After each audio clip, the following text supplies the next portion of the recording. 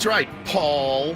Morning, everybody. Ben and Woods. And Paul, 97.3 The Fan. I just said to Paulie, I go, hey, I can't hear any programming, Paul. And then I go, I'm sorry for using your name. Damn. You're like, damn, what did I do?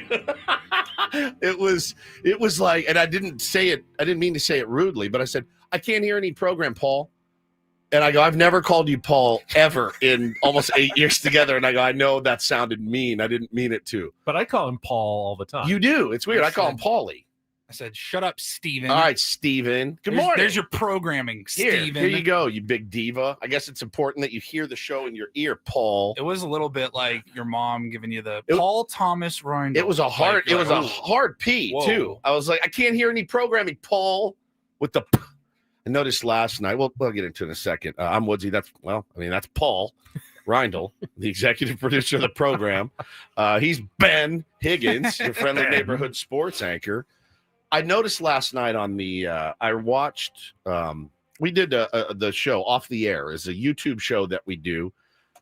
We do it, once a month-ish? Yeah, every few weeks. I actually, if they were all that easy and fun, I would do them more. They're hard to come up with content, but I went back and watched it last night, and I wanted to hear how it sounded. And my peas are popping like a mother in that thing, and I don't know how to not get my peas to pop because I'm listening back to it. It's like the whole time. Is there a trick of the trade I'm missing? Could be a microphone issue. Yeah. Got a setting that could be changed a little bit to soften your peas, but my pea gets us all from time to time. I don't know that but it's usually as I get older, pop as much as yours do. It could be the way you're saying the word as well. It's the way that Paul. How like Paul Pounds. Never mind. Peter Piper picked a peck of pickled peppers. Peter Piper picked a peck pickled peppers. I can't do it. They just pop. So I don't know. I don't know what the deal is. So if you were watching Off the Air, now that I've put that in your head, you probably wouldn't have noticed. Now it's all you're going to hear is my peas popping, So somebody said put a sock over the mic. Yeah, that'll look cool. I'll do that. There is a mic sock over it, but still, maybe it's just I'm just bad at broadcasting. I will tell you, though, listening back to it, I thought it was really, really great. And I thought Major Garrett is one of the best guests you could ever have. He is so articulate. He is so intelligent. He tells such a great story. He's great when we call him and just get his perspective on some Padres baseball. He's great when he comes in studio once or twice a year and hangs out for, a couple hours. Yep. But to peel the onion back a few layers and get a little bit deeper with Major Garrett, I learned so much from our conversation with him. Yeah. And there was so much to take away from that. I actually polled. It's less than a minute long. Yeah. If you have not watched it on YouTube, or it's also on our podcast feed, just the audio, this is just a little snippet of Major Garrett. He said something right before this clip starts about, I'm sitting on a couch and you guys have opened up a little bit already. Yep. Maybe I should open up a little bit. Yeah, we were talking about mental health, and he said, let me kind of give you a little insight. Now, this is amazing. It's a little This is like taste. the 1 minute that stuck with me the most, I think. So I had a very, very domineering father who I would never get in his face ever. I won't say I lived in terror of my father, but I was very intimidated by my father all the time. I'm named after my father. Was it volume? Was it message? Was it? He said a very explosive temper that would erupt unpredictably frequently. Yeah. And so there was a very eggshell quality to my childhood. So much so that my father was a big smoker. And this being the 60s and 70s, he had a Zippo lighter. And a Zippo lighter, for anyone who's been around one, has a very distinctive click. Oh, yeah.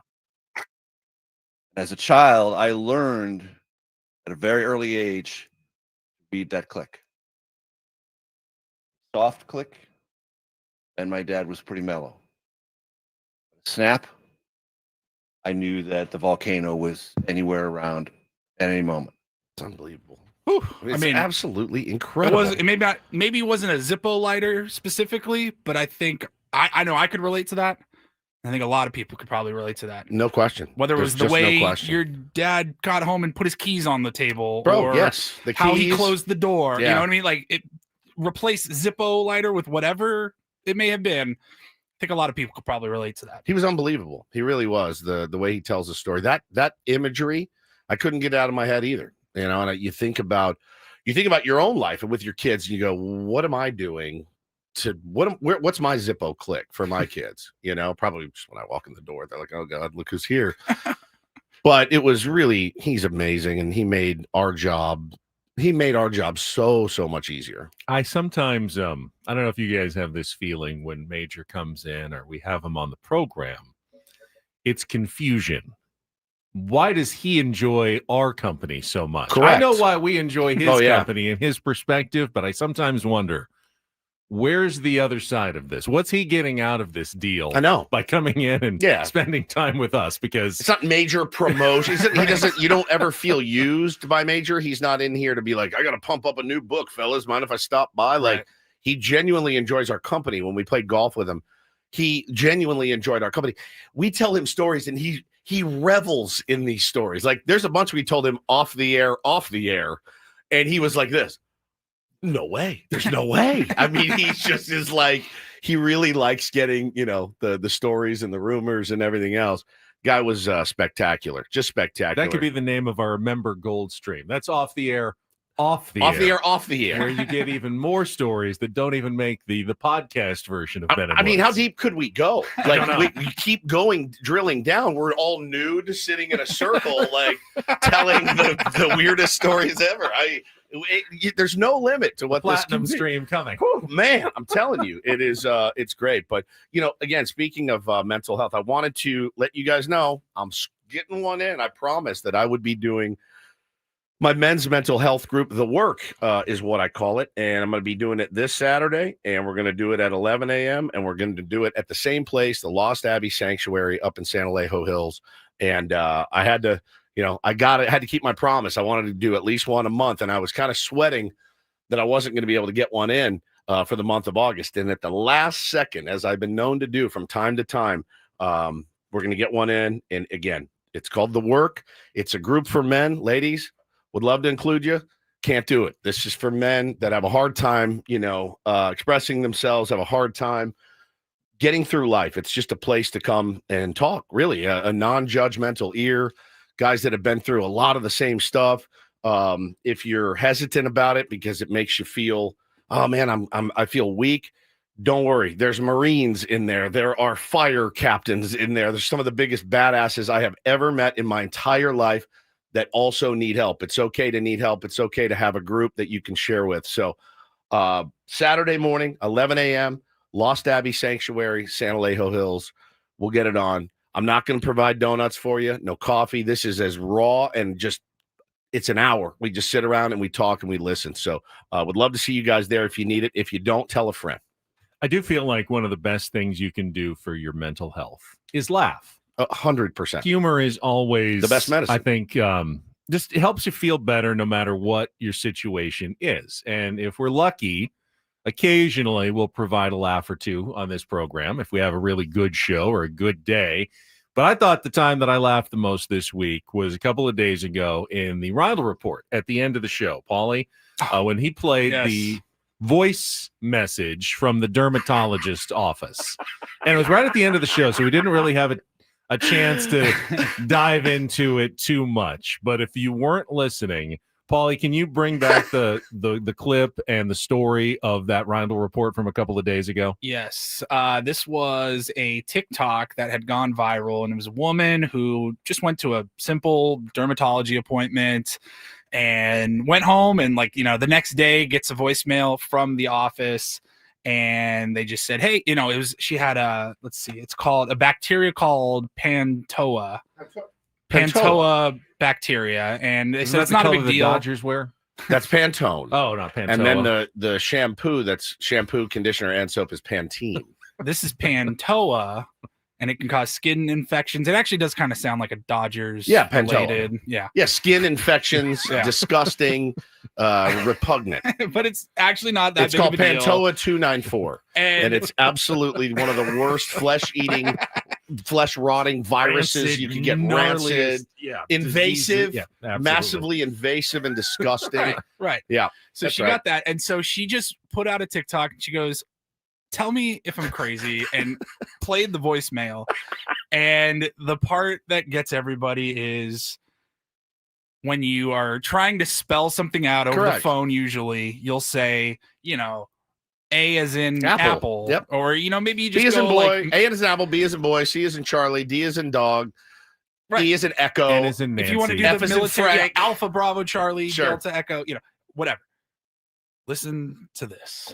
Hey, Haley. This is Kat with Babcock Dermatology. Okay. I was giving you a call to go over that bacteria culture that we did here in clinic the other day. So the bacteria came back, or the culture came back with a big bacteria called Pantoia species, and that is spelled P as in pork. What? Listen. Girls in the background. You can hear a girl going, pork. Sorry. A as in apple, N as in new. New. She's dying. She is done. I'm so sorry. Okay. T as in Pork. tree, O as in orange, E as in earth, A as in apple. And so Amanda wanted to know if you had a sulfa drug. Amanda wants to know if you had a sulfa drug allergy. That's the end of the voice. It's not. No, it's Babcock Dermatology, Lou. What's her name? Kat? She sounds nice. And I feel bad. If you screw that up, you need to immediately hit the stop.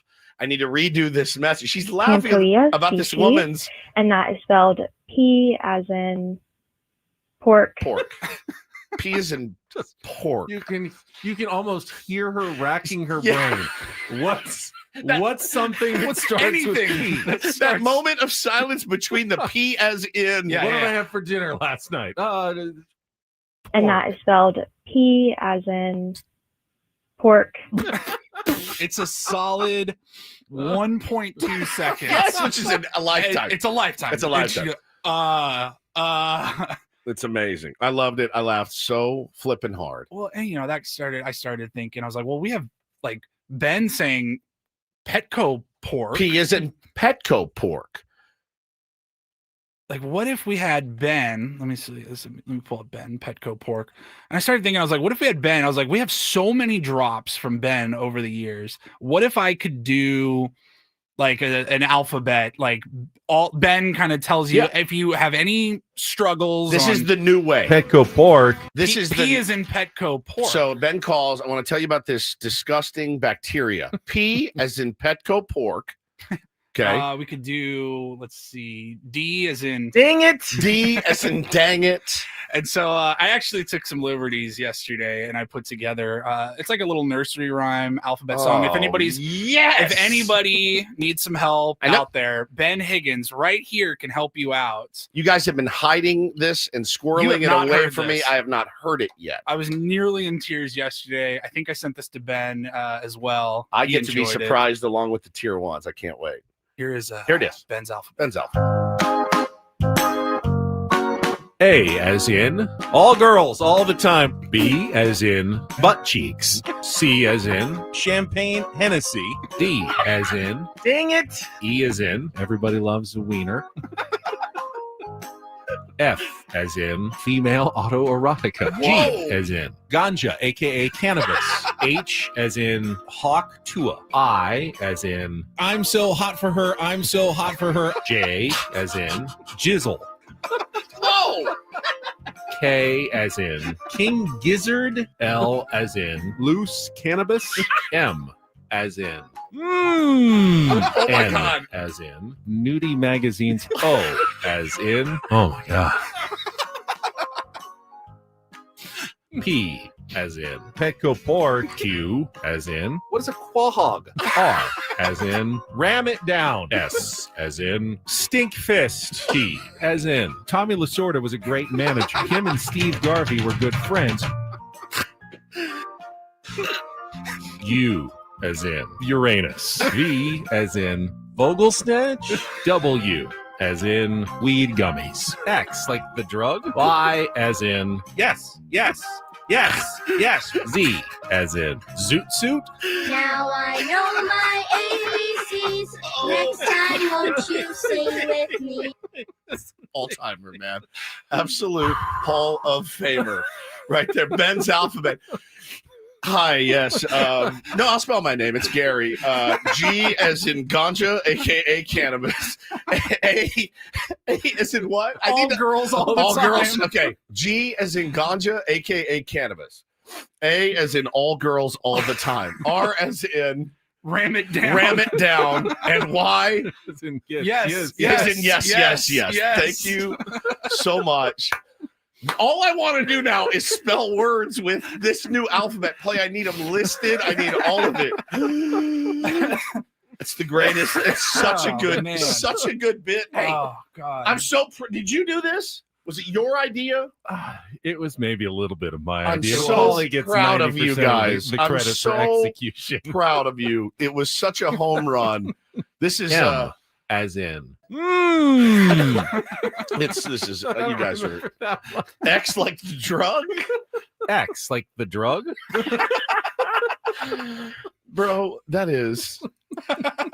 I mean, look, we're playing it at least 3 more times today. I don't know what to tell you. Like, that's such a good as bit. in. Oh my god. Oh, it's legendary. I tried to mix in some classic drops that we play all the time. Oh, yeah. Some new ones. Dude, some were from like Ben Reed's raps that we did in 2019. Like I had some old drop, and the worst part was only picking 1 drop per letter. Per letter.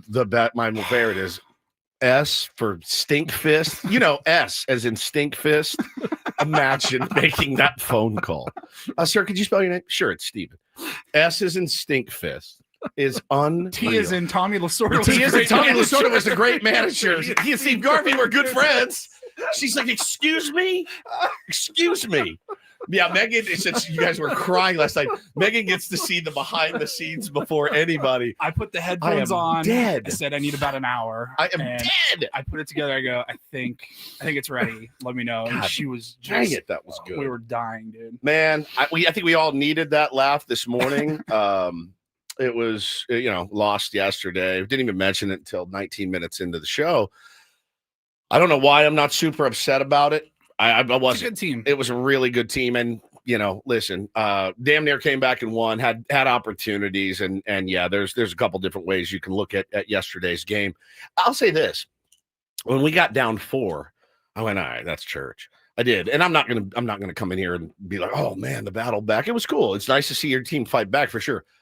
To lose 4-3, it felt like we lost like 7-4. You know what I mean? They felt like they dominated the game much more than we did. I think it's the home run, man. It's the slug. It's all of that. But I went back and looked at hits in the series. We hit the ball. We hit the ball this series. They just didn't go out of the yard and they didn't find the holes that we needed to. So I'm not freaking out. I will say this. It is time, Ben, to flip the switch. The switch has to be flipped, and it's got to be flipped right now because the Dodgers have flipped theirs. But where is the question? Yeah. And I think we'll talk about that, and we'll talk about that for quite some time this morning as we are going all the way until 11 o'clock, including a roundtable today. We will set the menu for this program from now until 10 after a quick check of traffic with Kelly Danick here on 97.3 The Fan. From the 855 Get Ross Traffic Center, protecting San Diego after accidents or injury, here's Kelly Danick. This game day traffic report is brought to you by Crystal Geyser Alpine Spring Water.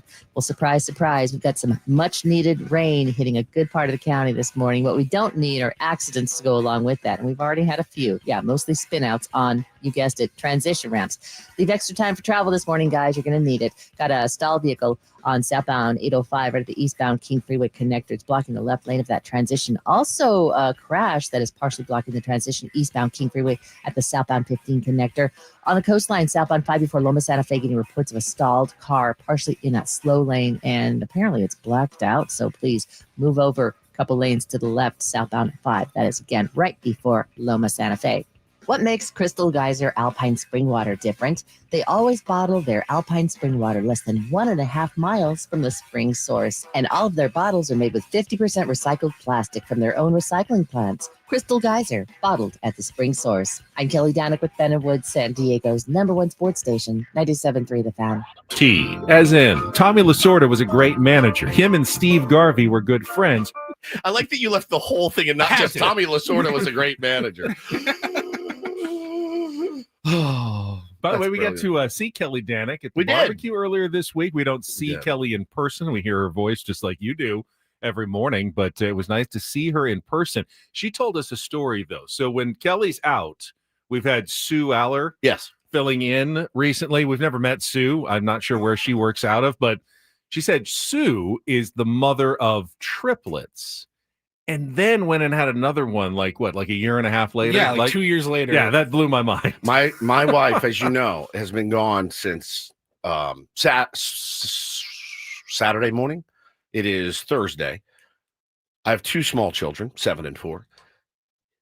The pile of laundry that I have to fold when I get home, it looks like a hay bale. You know, like you see a hay bale on the back of a truck? Like the big rolls, not the little, like the square one, the big rolls of hay. I walked out this morning, I looked at it, and I went, how do I even going to attack this thing today? Here's the sneaky, tricky part about it, because, I do laundry as well, but I got I'm big. It's a big basket of clothes, but I take one pair of pants out and okay, that was half of it. That's half of it. But with the kids, it's tiny little things. So you got a big thing. You've got 500 pieces of clothing. Doo-doo stained underwear. You're like, this is the worst. This is the worst.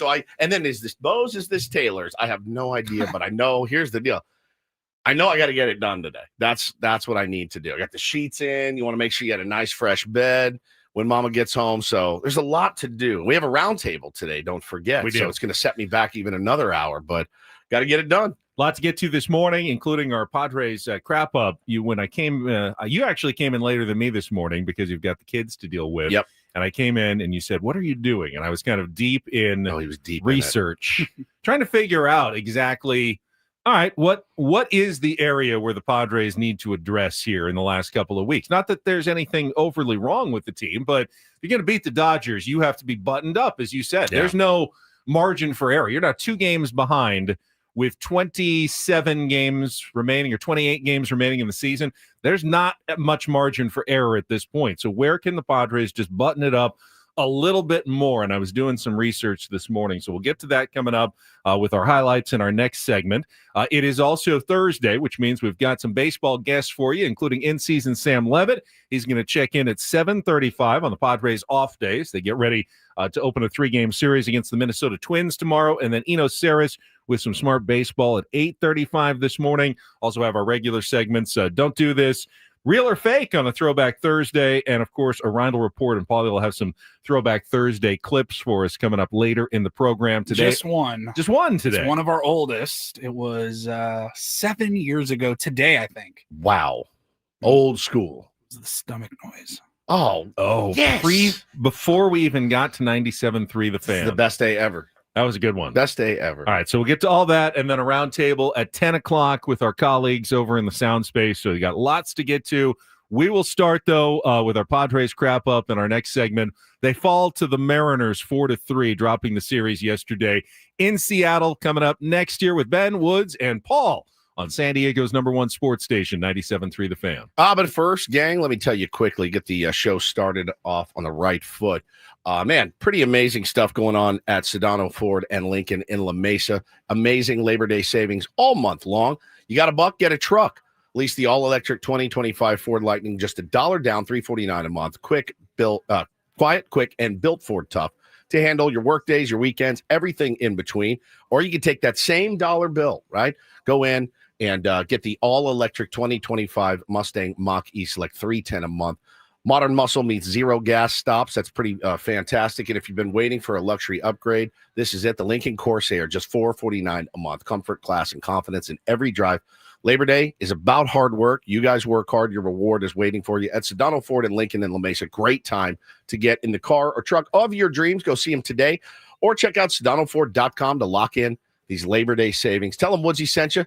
Last I want to congratulate Manny Sedano and the opening of the new Chevy dealership in Santee. That will be tomorrow. My man can get you covered. Anything you need. More details can be found at Sedano Ford or SedanoLincoln.com.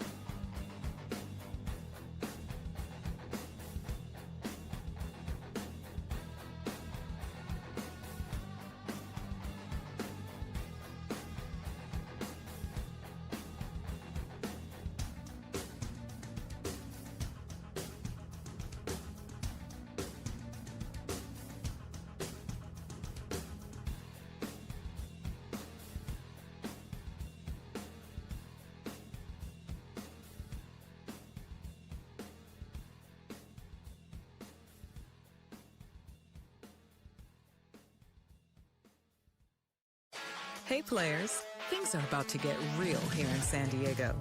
Introducing the all-new Hamul Casino Resort. With a 200-room hotel tower, exciting new eats and drinks, plenty of new places to play, and a luxe spa and salon. Hello, rooftop pool and deck. It's where players can play their hearts out and enjoy all the perks that come with it. It gets real this summer at the all-new Hamul Casino Resort, the players' place.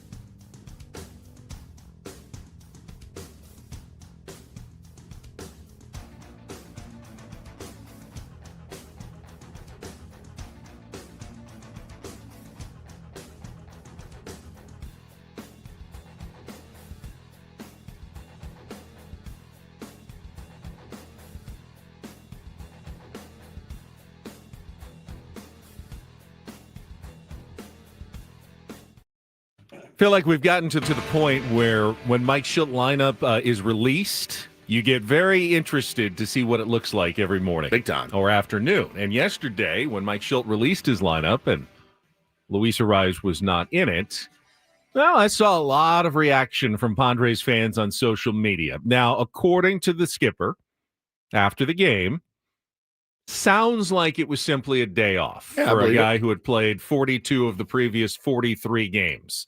He was due for a day off. And was slumping, hitting about 215 over the last stretch of baseball, and just a guy who needed a day off. And with a day off today, gets him 2 straight days off. Just made a lot of sense. They had Jose Iglesias out there to get his first start in a week. Yes, it was against a right-hander, but a tough righty, was good against both righties and lefties. Brian Wu is a really, really good pitcher. So Surfers in the chat, Surfers Rule All says, Don and Mud were gushing about Wu too much for my liking. I love those guys. I'm sure he's a dog, but come on. Surfers Rule All, I don't want to piss you off, but I literally came here to gush about Brian Wu. My God, is he special. He is special. And they were talking, Jesse was talking about it too with Tony, how the Mariners developed their pitch. I mean, look who they've developed. Their rotation is absolutely incredible. George Kirby, Brian Wu, the list goes on and on. Castillo, I know he was a pickup for them a couple of years ago. They've made him better. They've made him more consistent. They're right next door to us in Peoria. Any chance we could collab on a deal here, and we can help you with this. If you can help us with this, what is your program? How is it working? Because they are spectacular at what they do. And Brian Wu, what a delightful guy to watch pitch, as long as he's not pitching against your team. His stuff is unbelievable, Ben. And Tony made a really good point. He said you can go up there with a plan on Brian Wu to ambush that first heater you see. And his fastball was what, 97, 98? Gets one of the worst batting averages against fastball, which is bananas. In all of baseball. So you can go up with the plan, I'm going to ambush this dude. He's going to throw me a heater. I'm going to ambush him. His fastball moves so much, it misses so many barrels that even the ambush plan doesn't really work unless he makes a horrific mistake. And he doesn't make a lot of them. He's really, really an elite pitcher. I was not kicking myself yesterday after this L. I just wasn't. Which is also why you can't read too much into the production you got from Ramon Laureano, who replaced Luis Arraez in the two hole. And I think there were a lot of Padres fans who were really hoping, all right, now this is what I wanted to see. I hope it clicks today. I want to see the offense just explode with Ramon Laureano moving from the 7 slot to the 2 slot. And of course, it didn't happen. I think Brian Wu had a lot to do with the fact that, Ramon Laureano went 0 for 4 with 2 strikeouts in the 2 slot, but it's you're not getting any evidence that the Padres are a better team when Luis Arraez is out of the lineup or lower in the lineup, because they could not produce offensively. But it's just one game, and obviously the Padres are playing one of the tougher pitchers in baseball, an all-star who had an amazing streak going into that game. 25 consecutive starts of at least 6 innings with 2 or fewer walks. Now, he only walked 1, but the Padres did get him out before the end of the 6th inning as they forced a pitching change with 2 outs in the top of the 6th. So 5 2/3. He was not pissed. He was not happy about coming out of that game when Dan Wilson came out of the Mariners dugout. Probably even less happy when Spire, the reliever, hit Jake Cronenworth to force in another run that was charged to him. Yep. But he did end up getting out of the jam, striking out a slumping Freddie Fermin, who is going to get today off, obviously, and will likely get tomorrow off as well, since Nick Pivetta is pitching and Elias Diaz has caught all the Nick Pivetta starts. So sounds like Fermin, who has been so good for the Padres, but I think it's like 3 for his last around 30, has been used a lot. He's had more innings behind the plate in August than any other catcher other than JT Realmuto.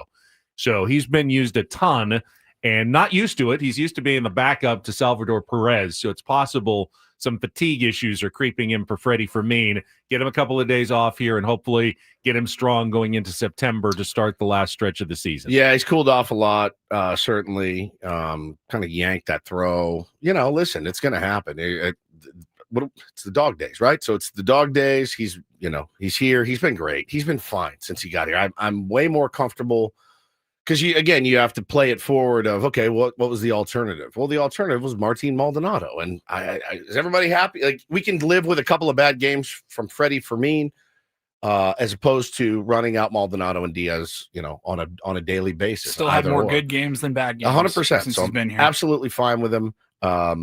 We rest today and we ride starting tomorrow. So that's the lineup talk. Let's get into the actual game. Got all the highlights with Jesse coming up right after a check traffic here on 97.3 The Fan. From the 855 Get Ross Traffic Center, protecting San Diego after accidents or injury, here's Kelly Danick. Traffic is brought to you by Valvoline Instant Oil Change, your 15-minute drive-through oil change. Definitely leave extra time for travel this morning, guys. Wet roadways causing numerous spin-outs. Case in point, northbound 163 at the North 805 connector. There's a car facing the wrong way in the fast lane and a van over to the right shoulder. Northbound 15 before Claremont Mesa Boulevard. Stall car in the center divide. We also got a stall partially blocking the transition south 805 to the eastbound King Freeway. Before you hit the beach, the mountains, or even the 5 this Labor Day weekend, be road trip ready with Valvoline Instant Oil Change. No appointment needed. Stay in your car while they change your oil and check your tires, battery, and fluids. Coupons at SoCalOilChange.com. I'm Kelly Danick with Ben and Wood, San Diego's #1 sports station, 97.3 The Fan. It's a shame if they lose. You got a problem. Oh, a shame indeed. I couldn't agree more. Here are the lowlights from yesterday's game. What the heck happened? Are you kidding me? Can't even believe it. It's the Padres Wrap-Up. presented by Hamul Casino. Things are about to get real with the all-new Hamul Casino Resort with gorgeous rooms and exciting new eats and drinks. It gets real this summer at Hamul Casino Resort, the player's place. We'll give it 16 minutes of salt and then we'll, get back on the bump and figure it out. Darvish delivers and a curveball hit in the air to right center field, and Fernando not going to get there. Dumps down in front of him. Rayleigh trying for 2. The throw is not in time. Suarez scores, and the Mariners take a 1-0 lead as Luke Rayleigh continues to find success against Yu Darvish. And the pitch to Suarez, hit in the air, high and deep to left center field. Sheets is back. He is at the wall. It's going to go. Another 3-run homer.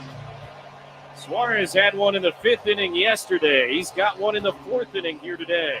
And the Mariners now lead 4-0.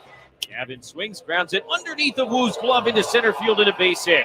Oriano will be waived. He comes in to score, and the Padres are on the board thanks to Gavin Cheat's second hit of the day. It's 4-1. First pitch, Jake tries to drag a bunt. I think it hit him, and now they got to appeal to see if he offered. They check it to base, and he did not, and that's a hit by pitch to get another run home.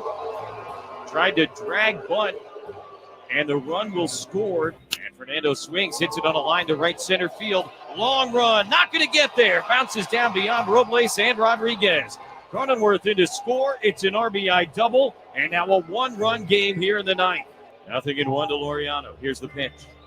And Ramon swings, hits it on the ground to third base. Gobbled up by Suarez. Throw to first is just in time, and the ball game is over. Mariners take 2 out of 3, and they were all tight. They were all tense. But it's Seattle winning the series, and the Padres come up just shy in their 9th inning rally as Munoz is able to close the door and end the day. Final score again, Seattle 4, San Diego 3. 2 really good teams.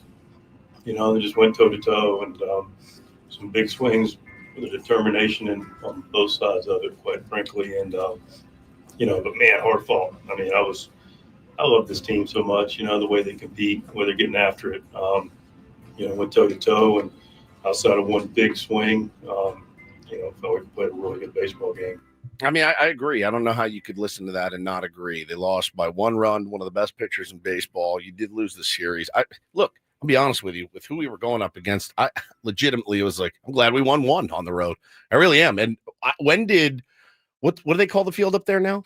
T-Mobile Park. When did T-Mobile Park turn into Coors Field? It's a home run suppressing park for the most part. I think it was the temperatures getting unseasonably warm in the 80s. It was this week in Seattle that probably helped the ball carry a little bit more.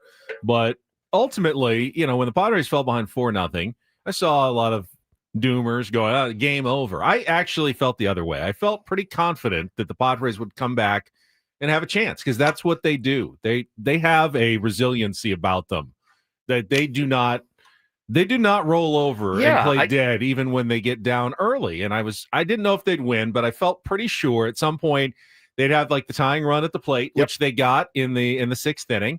They had the tying run on second base in the ninth inning after Fernando Tatis Jr.'s actually on third base. He stole third. So on the last pitch of the game, they had the tying run 90 feet away from tying it up with a very good, dangerous batter at the plate. Really all you can ask when you fall behind 4-0 on the road. The question is, and what I was doing when you arrived this morning, a little bit of research, was trying to figure out what really is going on pitching-wise for the San Diego Padres. I saw the comment in the chat here, Car Zombie Eatery.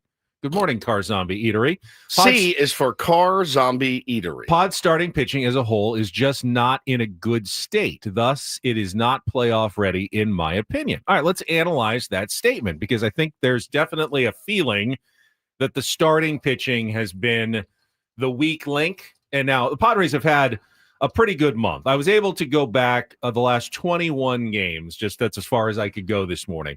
And the Padres have played well. They're 13-8 in those 21 games, but the starting pitching during those games, you remember the Dodgers series falling behind early in some of those games, there has been a theme where starters seemingly have put the Padres in bad positions. There's in some too much of those Jekyll games. and Hyde right now with the pitching. So starting, well, yeah, starters. Yeah, starters. So here's the weird thing, because as I went back and did this research over those last 21 games, the Padres starting pitchers have only given up 131 hits, or Padres pitching as a whole has only given up 131 hits. Padres hitters 180 hits, so they're massively out hitting their opponents. There hasn't been a game in the last 21 that the Padres have given up more than 10 hits, and that's only happened 3 times. So from an offensive suppression standpoint, the Padres pitching top to bottom has been really good. There's a ton of giving up 2 hits, 3 hits, 4 hits, 4 hits, 5 hits, 4 hits, 6 hits, 5 hits, 5 hits, 5 hits.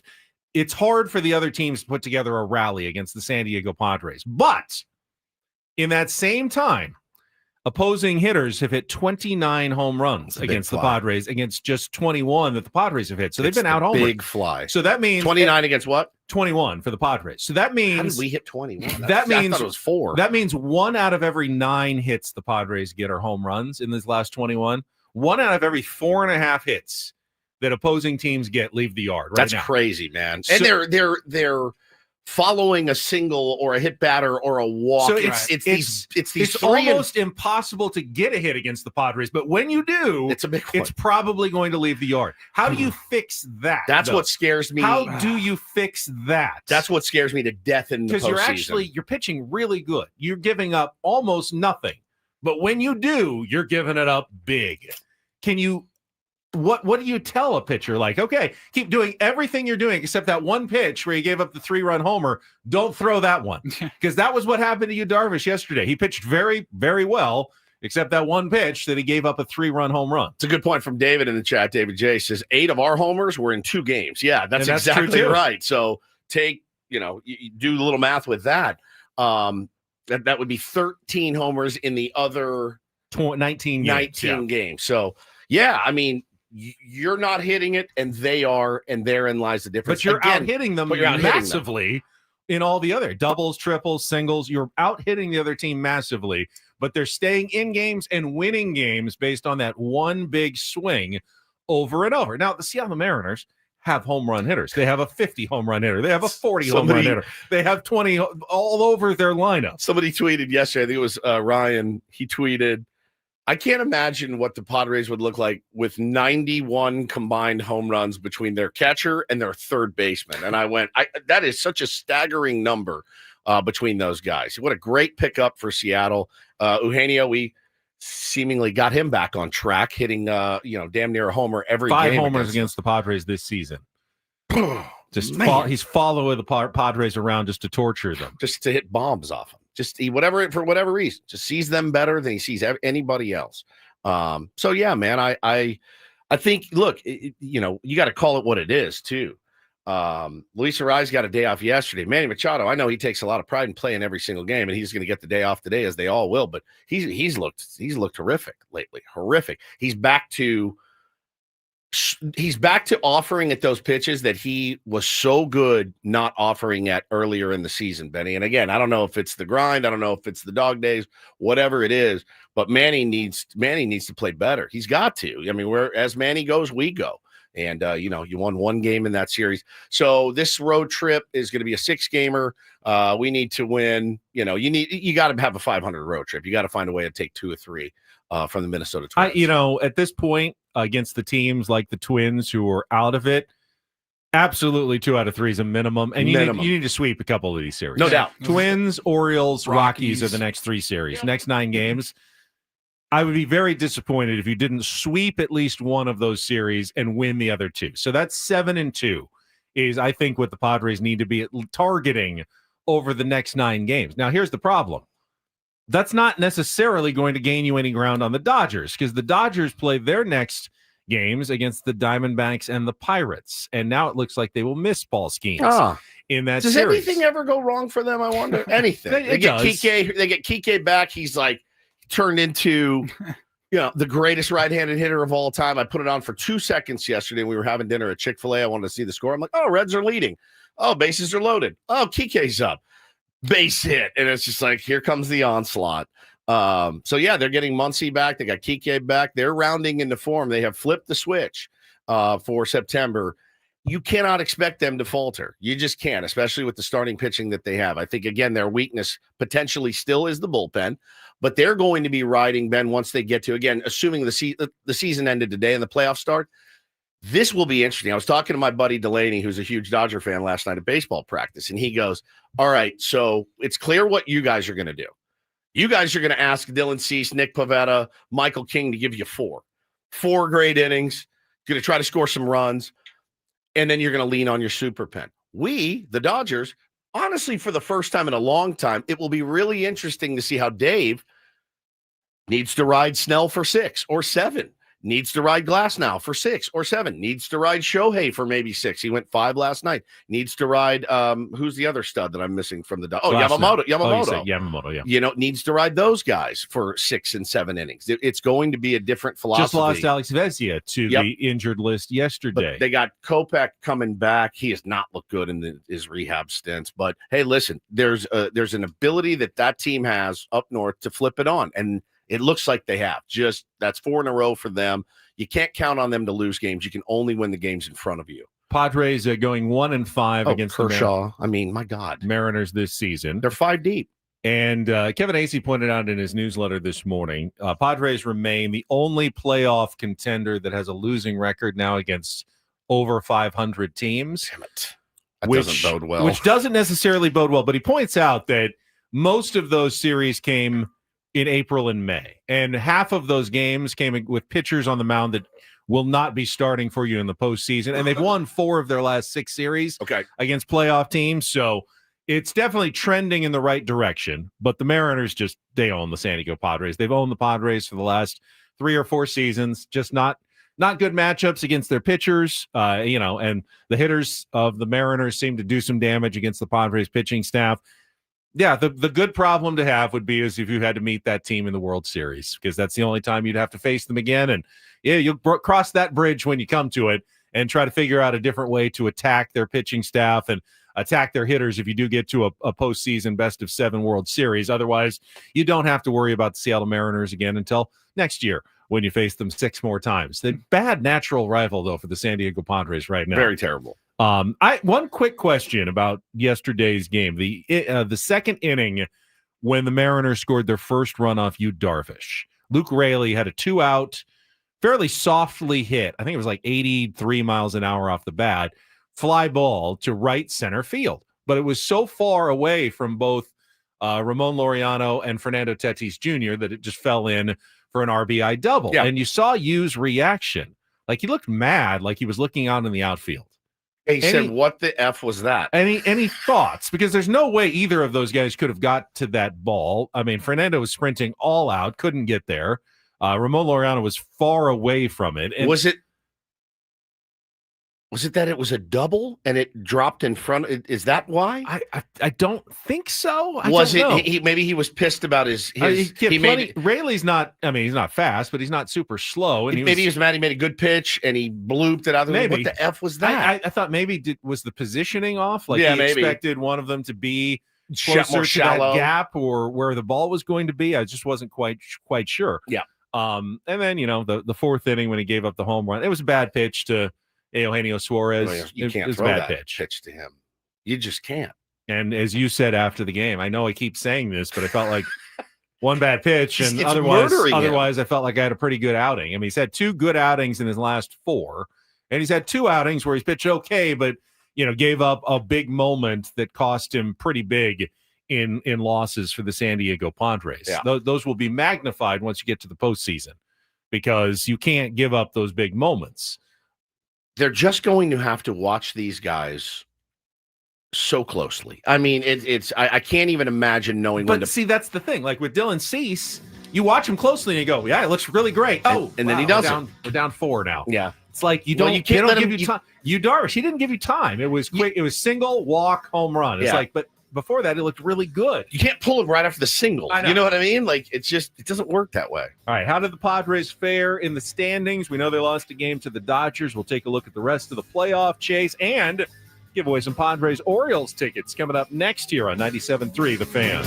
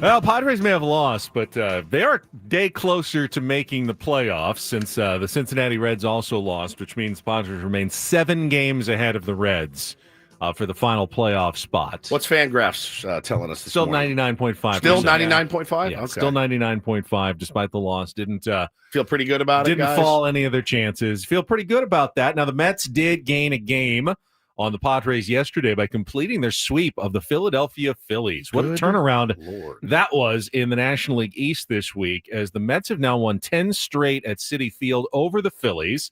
Nolan McLean, who is one of the Mets' young starters they called up, went 8 innings, 4 hits, 6 strikeouts, no runs. He is the first Mets pitcher in team history to ever win his first 3 starts. He's now 3-0, as the Phillies now have been passed by the LA Dodgers, who now hold the number 2 seed, which is in a way good, because now the Padres, if they chase down the Dodgers, that means they will also be chasing down the Phillies at the same time. They haven't lost any ground to the Phillies. They actually picked up a game over this series. Where are we at now? We are still a game and a half behind the Phillies. We want 2 again, games behind the clarify it Dodgers. again for them, not me. Right. Clarify it again for exactly what we want and So what we need to be at home. The top 2 division winners get the byes in the first round of the playoffs. Right now, that would be the Milwaukee Brewers, and the Dodgers, who lost to the Giants yesterday, but they're well ahead, and the Dodgers now, who are the number 2 seed after their 5-1 win over the Cincinnati It had been Reds. the Phillies, right? It had been the Phillies. been. The Phillies now would be the 3 seed. They would host the 6-seeded Mets in a wild card series if the playoffs started today. Now, that wouldn't be at Citi Field. It would be in Philadelphia, while the Cubs, who are the top wild card team, the 4th seed, would host the San Diego Padres. They get the home series. Okay. The Padres did not lose any ground to the Cubs, who lost again yesterday to the Giants 12-3. Rafael Devers hit a pair of home runs. So Padres are still well within striking distance of both the Dodgers, the Cubs, hosting a first-round playoff series. Okay. But at this point, they're right now as the number 5 seed, comfortably in the playoffs, but would have to go out on the road, would have to play every single series. It's just that's the toughest road to the World Series, where you start as a wild card team on the road. So you got to win a road series 2 out of 3. Then you start the division series on the road with probably, 1 or 2 of your starting pitchers already been burned in the first series. Right. So you have to go with your number 3 or number 4 starter in game 1 against a team that is resting their aces for your entire series. And you'd play 3 of those 5 games on the road. So that's the toughest path to a championship as a 5 or 6 seed, where you have to start on the road, which is why Padres need to play well here over these final 28 games to at least get by the Cubs so you can host that first round series. Yeah, playing like if you didn't think the San Diego Padres were going to be a wild card team at best this year, fine, right? Like I don't want to resign myself to that fact. With 28 games, that's a lot of baseball left to play. Anything can happen, certainly, but at a bare minimum, with a record of, as of today, 43-22 at Petco Park, it is imperative that you host that series. You have to host that series. You got to get it at Petco. Feels like it. I mean, look, we said 99.5%. I mean, it's looking pretty good. It's looking you're great. going to get into the dance. You will be in the dance. I've seen some crazy things in my last couple of years. Never seen anything like that, but haven't seen anything like that. You think you feel pretty good about the Padres getting into the dance. But that does not mean you take your foot off the gas even a little bit. That's what I'm thinking. Like, even as a fan, until you lock up a first round bye, or at the very least, the Dodgers and the Brewers lock up the bye, you have to lock in the 3 or 4 seed and get the home field. Yeah, I don't think, I don't think that you can look at it right now and be like, guys, I mean, what's the goal every year? The goal is to make the playoffs. You're right. It's absolutely, because in the dance, anything can happen. We know it. We know the crapshoot mentality of playoff teams. You know that it's really hard to predict who's going to win, who's not, who's hot at the right time. That being said, it's not good enough, I don't think, just to say, well, we made the playoffs, man. We're 99.5. You should be happy with that. Getting to the ability to play at Petco Park, such a massive home field advantage. It has nothing to do with us, we want to go down, and I'd rather be in the studio than be out at some bar at 6 a.m. Trust me. I know nobody on this show would ever be like, hey, if you went back to, February when half the roster wasn't put together and you said, hey, this team's going to be a playoff team in September, you'd feel pretty good about comfortably in the playoffs I'm in not September. I know. We would all have taken That's it. right. Of course. Like it's a true statement. But the goal line changes. The bar is higher It now. moves. The bar is higher, and it should be higher after the moves they've made and the prospects they gave up to address their needs at the trade deadline, Get which your they ass at did. You have raised the bar on expectations, and it's no longer. I don't want to say it's not good enough to get into the playoffs, because in 2022, Padres got into the playoffs. They were the road team. They beat the Mets 2 out of 3 in New York. Yep. They were the road team against the Dodgers, beat the Dodgers in 4 games in that best-of-5 series. And then they actually had home field advantage, if you'll remember, against the Philadelphia Phillies in the National League Championship Series, because the Phillies were the 6th seed. That's right. And they lost in 5 games in that series. Correct. So doesn't always make complete sense in terms of home field advantage in the postseason. You can advance. The Arizona Diamondbacks did it a couple of years ago. They were the road team all the way through. The whole way through. And made it all the way to the World Series as a lower seed. So it can be done, but let's not pretend it's not easier to do it at home. It's not easier to do it with a bye in the first round. It is. It is absolutely an advantage to finish as high as you possibly can in the playoff standings once you're already in. Yeah, so there's agreed. no reason to ever take your foot off the gas over this last month of the season. So now we're watching what the Cubs are going to be doing. Who do they have next? They've got San Francisco in San Francisco. They're finishing a 4-game series today, I believe. The Phillies get home. They're going to take on the Braves. The Braves will be activating Chris Sale this weekend. Dodgers playing at home against Arizona. Wait. Correct. Arizona and then Pittsburgh. So those are the next 2 opponents for the Dodgers. Brewers are just they're set.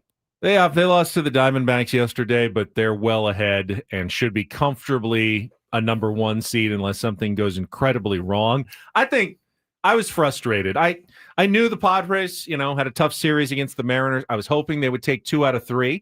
And I was hoping that if they took 2 out of 3, there was a chance they might actually gain a game on the Dodgers, because I know the Reds have been a very consistent team all season long, have a ton to play for. Like, that was a must-win series for the Reds for their playoff chances, and they had not been swept. They were the only team left in baseball that hadn't been swept in a single series all year long. So you're probably good for at least 1 from the Cincinnati Reds.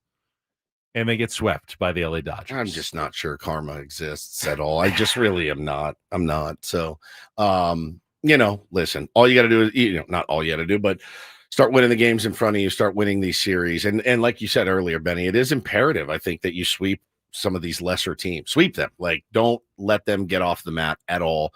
Exert your will over them. But it's going to be a tough road to win the division at this point. You can do it. They made up 9 games in a month before. 9 games, but now you need 3. You need 3 in 1 month. Yeah. So it's not impossible, certainly. It's going to be interesting to see how this all shakes out. Obviously, number 1, but number 2, how the team decides to handle it, how they decide to go after it, how aggressive they need to be. We've got more off days built in the next 28 days too, all as but well. 1 week. All but it 1 includes week. an off day the rest of the way, which is definitely a positive for a team that has had some long stretches here. Yep. This was one. There's a couple of guys who look like they could use a day. Manny Machado's one of them. Yeah. He's played every game this season. He'll take today off. I'd be surprised if he takes any more days off. He wants to be out there every single day, but having a full reset here, the whole afternoon off yesterday, flight to Minnesota, probably got in, not early, but, probably 8 or 9 o'clock. So you had the night, you'll have all day today, and then you'll have most of the day tomorrow for a night game, 5:10 here, 7:10 in Minnesota.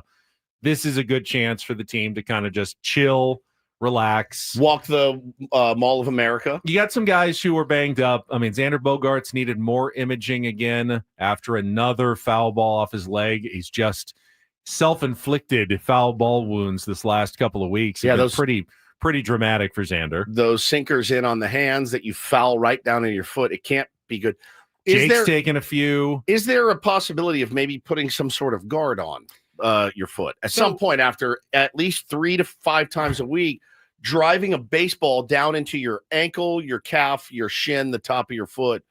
I got to put something on at this point because we need Xander for the long haul. I think Jake Cronenworth should wear just a big arm sleeve. Correct. He's arm. got one. He's got like an elbow and a hand. They always seem to miss it though. Right. He needs his whole arm just needs to be covered. Shohei wears that one that goes from his shoulder all the way down, and his batting gloves. Have you seen them? They got the big thick pads on the back of the hand. I'm like, what's stopping? Oh, you're uncomfortable. You know what's more uncomfortable? Driving baseballs off your inner foot. When I saw that happen yesterday, and I thought, all right, I pretty much of all the baseball watching that I do over the course of the season, the Padres make up 98%. Yep. I'm mostly watching Padres baseball. So I don't know that it's a Padres thing or if it's just a baseball thing. It feels like the Padres in particular 2 or 3 times a game are fouling one off their foot and hitting the dirt all the time. I'm like, is every team dealing with this? Yes, they are. They absolutely are. They gotta fix that. I don't know how you fix it. I don't know how you do other either. than stop swinging at sinkers in on your hands. But Right. I mean, other than that, I feel like it's never going to happen. Twice a game, I look up. I'll be on my phone. I look up and I'm like, oh God, Xander's down again. Yeah, Crony's down again. Manny's down again. How about that shot to Laureano's back yesterday at 96 or whatever? Oh my God, takes your breath away. Imagine getting hit by 96 square in the back. They did do an updated status of Laureano after the game. Said it's pretty much going to be a pain tolerance soreness issue, not any damage necessarily, but with a day off, he's a little ouchie. He's a DAWG, dude. That guy, you think he's just sit out because he got hit in the back? No. And it's nice that the Padres do have the day off today for all of those guys because they definitely need it here. Now you got to take advantage. Again, as we said, losing teams in the next 3 series. Padres are 27 games above 500 against losing teams this year. Got to keep it rolling. They've been not only taking care of business, they've been dominating against these teams. You have to keep that going. If you don't do that, then you won't have any chance of catching the Dodgers. But if you keep dominating the teams that you should be dominating, then you definitely, you don't need the Dodgers to hugely stumble. You just need them to stumble a tiny bit, and you could catch up pretty quickly if you continue to dominate. But it's going to require I think I said it earlier this week, you're going to need a 7-game winning streak at some point. Yeah, that's not an easy thing to do, even against bad teams. You can't really have that off day. You can't have that day where the other team's, ace pitcher just happens to dominate. You need to find a way to win that game instead of going 5-2 or 6-1.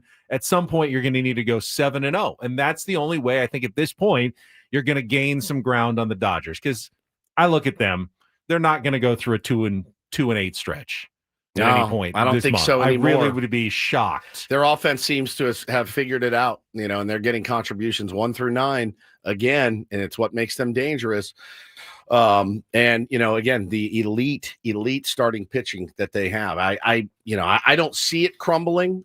Injury could always rear its head with that franchise. That they've had tons of guys on the IL. I think some of it, Ben, was orchestrated. I do this year, but again, until MLB cracks down on things like that, they're going to continue to exploit that, and they should. That's an advantage that they had with massive depth. You could say, hey, your hammy's tight. It's not. No, it is. It's tight. And we're not going to need you to throw these starts here in July. We're going to bring you back in August and September and get you ready for the stretch run. So not breaking any rules per se, but they've manipulated the system pretty well this year, as they usually do. And now look at their starting rotation going into September. It's disgusting. Finally, I want to talk about Fernando Tatis Jr. briefly.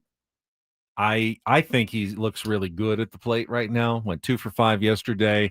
It's RBI Fernando double. Tatis Jr. Didn't go deep again, after he hit the home run. Close. But he certainly was driving the ball. He's reached base multiple times, 31 of his past 51 games, 16 doubles, tied for 4th in that span in major leagues, 407 on base percentage, 5th highest in Major League Baseball since June 29th. And those are elite numbers. The only thing that has been missing is pop. Has been home run pop. Pop. I mean, yeah, double pop is there. Line drives are there. Walking is there. Scoring runs is there. It's simply the home run pop that we have not seen, other than the one swing the other day to center field. I don't know that you want him to change anything at this point. Don't change it. I know we were kind of saying, hey, we got to find that. At this point, I just say, just keep doing what you're doing, Please. Fernando. Please. And And it's going to be interesting. My guess is Louis is going to be right back in the 2 tomorrow against Zebby Matthews, who is a young up-and-comer for the Minnesota Twins. Bit uneven as a starting pitcher. Nestor Cortez will go for the Padres, hoping to build off his brilliant.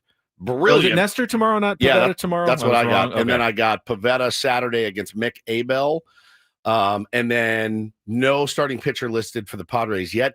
Again, you win the first 2 games of that series, you're like, okay, you're going to have to go with Randy Vasquez or bullpen day. Maybe you could call up Kyle Hart, right? None of these are really blow your hair back, but if you bring a Kyle Hart or whoever, Randy Vasquez, you bring him on the taxi squad or whatever, bring him with you and win those first 2. If you win the first 2, you're like, great, let's see what Kyle Hart can give us today. But you also really feel like you'll need to win that game as well, because Dodgers will probably win their next 2 against the Diamondbacks. I mean, look, if you say you won the first 2 and you're throwing Randy Vasquez in game 3, I'm not saying that's a punt. That's not a punt. Randy has kept us in damn near every game he's pitched. And the bullpen will be fresh going into that series because even though it was a 1-run game yesterday, Mike Schultz didn't really chase. And we saw Alec Jacob, who will probably be sent back to the minors at some point. We saw Yuki, we saw Wandy, and we saw David Morgan. And, the bullpen gave up what? 1 inherited run for you, Darvish? None. You gave up all 4. You gave up all 4 in his home. home. Why did I have people texting me? They were so mad that we went to Wandy and Yuki. The bullpen was perfect. 4 innings. They gave a couple hits. No, there was 1. There was Matsui gave up 1 of Yu's runs. Not true. Are you sure? 100% true. When Eugenio Suarez hit the 3-run home run off you, Darvish, that was 4-0. That made it 4-0. There was no more runs the rest of the game. You're right. No way the bullpen gave up anything. You're right. So those guys did a great job. They did. What were we complaining about? They did. Little danced around a little trouble a couple of times, but 4 shutout innings from the Padres bullpen without any of the top 5 guys. They held it down. Being used in the game. So they will be fresh, rested with an extra day off going into this series, a fully operational Death Star to face the Minnesota Twins this weekend, which is a good place to start, at least, the series in Minnesota. And then we'll see where the Padres go after that first game. All right, we are going to give away some tickets again. Padres-Orioles game coming up on Tuesday, September 2nd. It is the Manny Machado City Connect basketball jersey night. The first 40,000 fans in attendance are going to receive that spectacular Manny Machado giveaway. You can get your tickets at Padres.com/tickets, or you can win them right now. And as we've been doing all week, we're rewarding people who listen and pay attention. People are calling in right now. And they don't even know what the bid is. Can't do that. So here's your question. You're going to call in at 833-288-0973. First correct answer. Were you listening this morning when Paulie played Ben's Alphabet? L. What was L standing for? What did L stand for? L as in what? In Ben's Alphabet from this morning's Foreplay. That's a good one. If you know the answer, call now, 833-288-0973. Give Paulie the correct answer. We'll give you tickets to the Padres game against the Orioles coming up on Tuesday, September 2nd. Get your own tickets at Padres.com/ticket. L as in what? What was it? All right. We will come back with Don't Do This. Had a very sore loser yesterday at the U.S. Open tennis tournament who turned things pretty dark at the end of her match. We'll have audio for you from that coming up next. All right, quickly, gang, let me tell you about my friends over at QC Kinetics. My plan is to go in on Tuesday, have them look at my wrist that I jammed playing baseball. It feels a little bit better now, but if I get a chance to go to QC Kinetics and get their regenerative treatments, I'm going to take it every single time to make sure that it stays strong, right? That's exactly what they did for me many years ago. And if you suffer from nagging joint pain, I don't know too many people that don't. Listen, sometimes it's from years of hard work. In my case, I don't know why my wrists just started to hurt, right? But it certainly wasn't from hard work. I wasn't building anything or, boxing or anything like that. But listen, that pain, it calls the shots in your life for a long time. And you can do what I did, put a stop to it right now. They flipped the script for me at QC Kinetics. Just give them a call today, right? And you get long-term lasting relief, no surgery, no drugs, no long recovery, just a smarter, natural way to get your freedom back. You can bring your MRIs with you, your x-rays. They'll make sure you're a good candidate. Grab the phone right now. Call them today. Locations in Hillcrest and in Torrey Hills, 619-614-PAIN, 619-614-PAIN. Once again, QC Kinetics, call them today at 619-614-PAIN. Let them know, hey, Woodsy, my beloved Woodsy told me to call you here at 619-614-PAIN. It's QC Kinetics.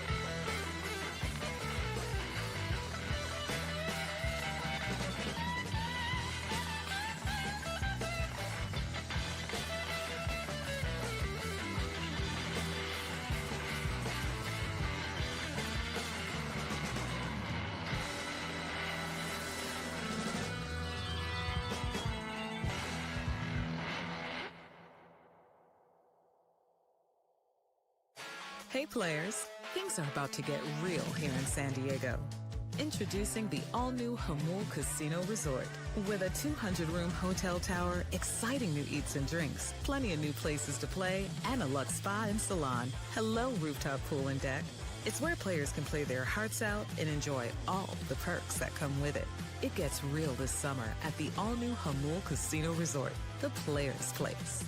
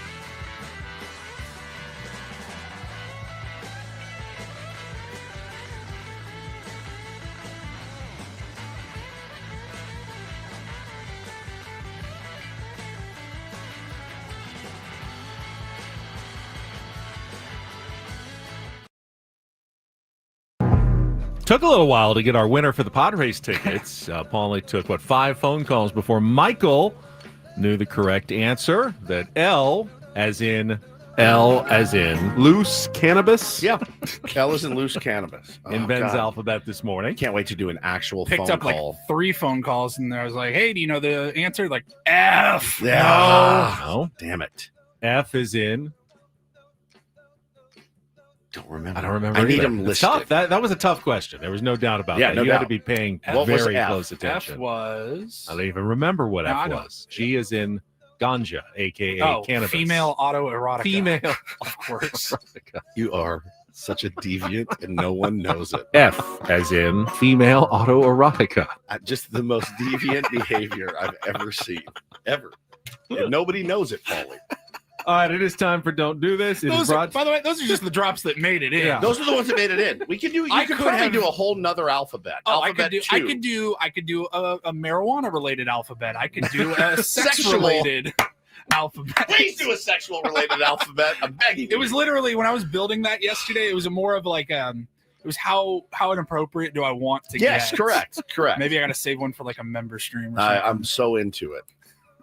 Don't Do This is brought to you by Trust and Will. Don't. Leave your entire estate, house, kids, and life savings up to chance if and when you die. Do. Set up a Trust or Will online at trustandwill.com. Yes. Is a lot more affordable than you think. Visit trustandwill.com for more info. All right, I will start from the U.S. Open tennis tournament. Some spicy stuff at the end of the second round match between American Taylor Townsend and world number 25 Yelena Ostapenko. Townsend pulled off the upset, kind of won pretty easily, 7-5, 6-1. They went to shake hands at the net after the match. Then they shook hands with the umpire. And then all of a sudden, Ostapenko started saying something to Townsend, who went back. Then Ostapenko started kind of pointing her finger at Townsend, and then they were arguing for a few seconds. And then finally, Taylor Townsend walked away. Well, in the post-match interview, Taylor Townsend explained what was going on at the net at the end of the match. Well, can you fill us in on the conversation you were having with Yelena out there? Yeah, I mean, it's competition. People get upset when they lose, and some people say bad things.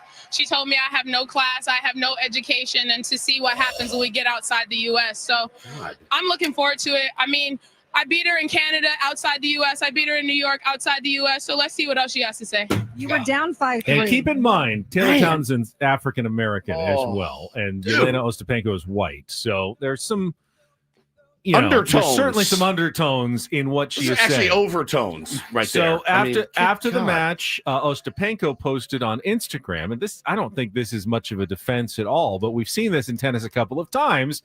She was mad that Taylor Townsend didn't apologize on a key point when her ball touched the net and spilled over. Didn't do the old sorry, that was an accident. Didn't mean to hit the let cord and win the point there. That's the second time this has happened in like a month, right? I didn't know. Is that a thing? It is a thing, apparently. I mean, I've played some tennis in my life, and I've seen people apologize when it hits the net. Oh, sorry, didn't mean to do that. I played tennis casually with friends. I played 1 year in high school, organized tennis, and I never was ever once told you're supposed to apologize for that. It just happens sometimes. It's fine if you do, but you can't get mad if the other person doesn't. They're in the heat of a professional tennis match. Can you imagine if somebody throws you a slider and you do the ass out and you flare it in the right? You know what I'm not doing? Hey, my bad, bro. Great pitch. No, and then she also said on this Instagram post, and there may be something lost in translation here. She said, in the beginning of the match, all players are supposed to start warm up on the baseline. The opponent came out and straight away started the warm up. Which is very disrespectful and against the rules of a tennis match. No idea what she's saying, but she changed up the warm-up routine. It is weird because in tennis, you actually warm up with your opponent where you hit balls back and forth to the person. It would be like, the other team throwing batting practice to your guys at the beginning of the starting pitcher. Here we go. Maybe that's maybe you can have like a warm-up partner that they just come out with your own person in the future. But Elisa nails it. Well, her comments were way more offensive than not saying sorry. Yeah. Hey, you didn't say sorry. You're a fat, stupid, lazy sack of S. Whoa. What? Oh, I'm sorry, I hit the net. My God, like you're gonna get that upset about it. Imagine That's the like shooting second a free time. throw and the ball hits the rim and bounce out. You're like, I'm sorry, So sorry. sorry. So sorry. I know I need to be better. That's, like what? if that's an unwritten rule, it's one of the dumbest. Yeah, you hit a 3-pointer, hits the backboard and goes in and bangs it. Oh, Sorry, my bad. guys. Sorry. My bad. Hell no. Didn't swish. I'm sorry. We're running out of time. I don't mind is dumb. Let's just get to do this because it's not dumb. DD mega doo-doo. This is one of my favorite things I think I've ever found. This is great.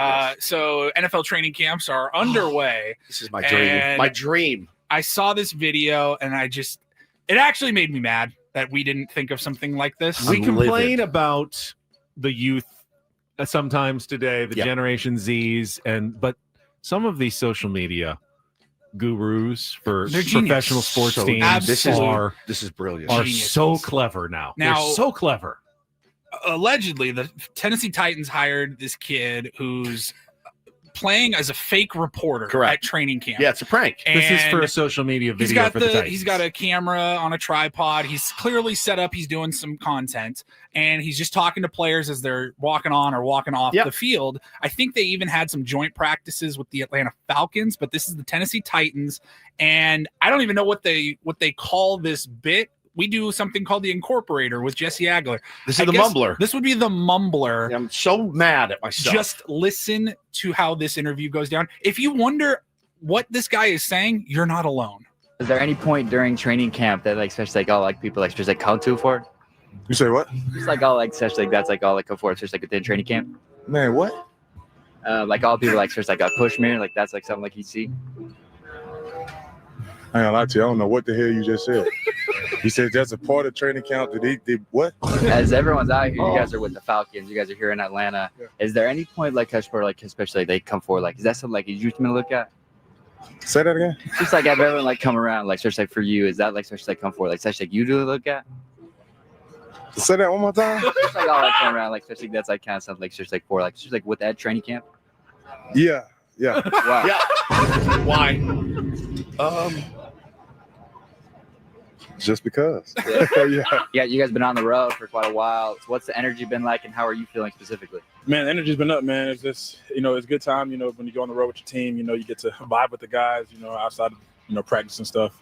These are my favorite type of memories. So, but yeah, I feel good. So you guys are running scrims. The energy's really high. Is there anything come forward, especially something that you see that, or is that more kind of especially emotional side? Did you repeat that? Yeah, just kind of what goes into preparing for you for the next season. Oh yeah, I mean, I think just building the chemistry with your teammates, building the chemistry with your quarterback, and just going out there and every day, proving it and stacking days. Just make sure you got that confidence going in there. He's brilliant. Genius. It's great. So it's been Genius. done. Somebody said you got to go back. You got to go look up good neighbor stuff. Kyle Mooney has done this with Giants players. Giants baseball or Giants football? I have no idea. Football. Probably football. Yeah. That's pretty brilliant. The mumbling. The radio station that I grew up listening to is 1310 The Ticket in Dallas. It's what made me want to do sports radio when I heard this show, The Hardline. And they had a guy on the show, Corby. And they would send him out to Cowboy spring training every year. And he would not go after training camp. Training camp. He would not go after the stars. He was on those guys that are like bubble guys and brand new draftees. And he did a bit called the overcusser. Now that's what we call swearing in Texas, cussing. Oh, yeah. So he would go out and he'd be like, all right, here we go, the overcusser. And he's like, so man, what a crazy mother effing practice, man. Some real pieces of ass. And he would, and they're like, they're looking around and they're like, can we curse? It's jarring. And it's jarring. And then sometimes they would be like, they would get in the mood and they'd be like, hell yeah, stupid MFer. And they start getting into it. Any reaction you got was great. Because some people would be like, hey, dang, dude, holy cow. It was really one of the most legendary bits I've ever heard. What was so great about the Titans reporter is he would always start and you'd understand the words, and he'd finish and you'd understand the words, but it's the middle. He'd mush them up so much in the middle, it made it sound like he knew what he was saying, but you didn't know what he was saying. That was very And clever. he could repeat it. Right. Repeat the gibberish. That was so good. Man, that's good. That is really good. Oh, well, man. we blew it, by not doing this with our guys out at spring training, but we can come up with something, but not gonna be as good as that. I'll tell you that. That is don't and do this for a Thursday. That was Don't do this with Ben and Woods on 97.3 The Fan. You do that sometimes, but it's unintentional. It's true. You don't mean to. It's true, especially later in the week. Later in the when I get a week, little Friday. tired. All right, Try with Woodsy. Sam Levitt when we come. Sam, Padres yesterday, and the Mariners, and just the way that and other stuff. Yeah, we it's can so ask true. him some questions. It doesn't sound good. It's like that. tough. You have to That guy's really good at it. He must have just stared at a mirror for days and Yeah. was like practicing this and memorizing these mumbles. Nice job, Woodsy. Good job, Woodsy. Good job, Woodsy. It's amazing. Unintentional mumbling is just as funny. We will talk to Sam Levitt. In-season Sammy will join us even on his day off, talking Padres baseball coming up next year with Ben and Woods on 97.3 The Fan. First, though, get a chance to talk about Prize Picks. Football season is starting. Great time to start setting your lineups, not just every week, but you also can make season-long stat projections. I set one this week, posted it on my Instagram stories. If you want to follow along, you can.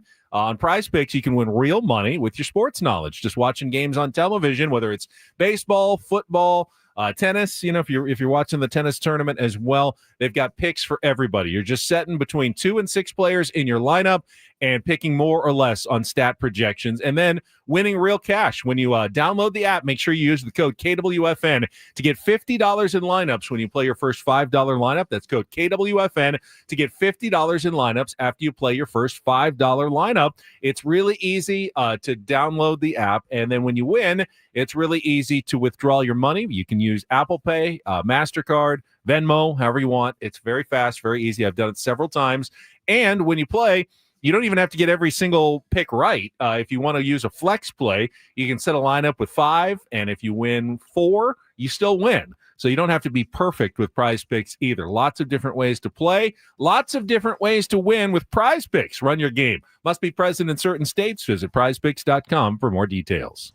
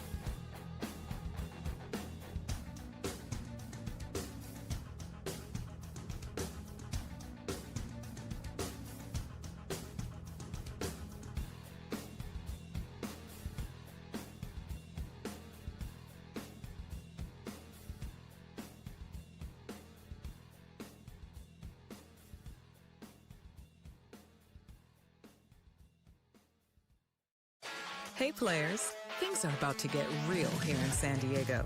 Introducing the all-new Hamul Casino Resort.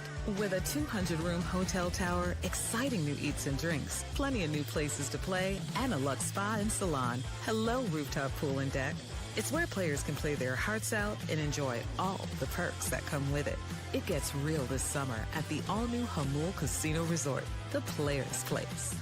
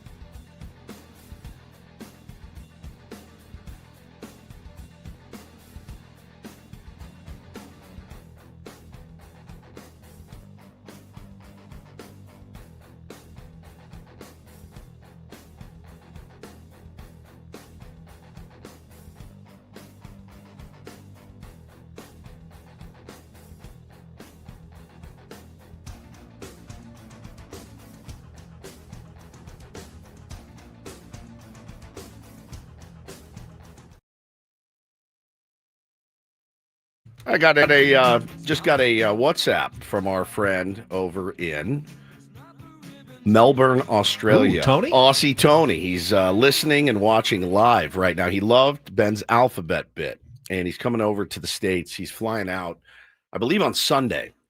So he's going to need a little time. You have Labor Day. You know, we're off that day, and I'm going to try to get him in studio next Tuesday. I think is going to be the play. We're going to go see the Padres Orioles that night. Me, him, and Craig. That was the Manchester trio that we all went to see Oasis together.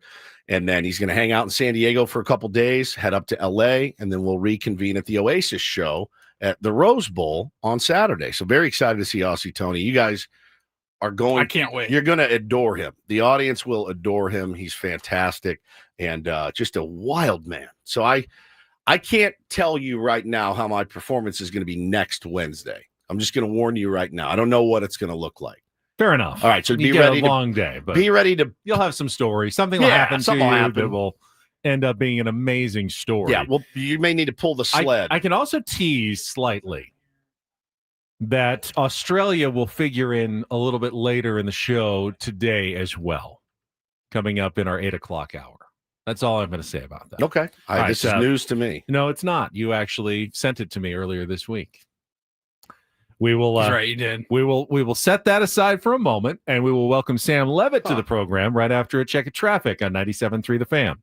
From the 855 Get Ross Traffic Center, protecting San Diego after accidents or injury, here's Kelly Danick.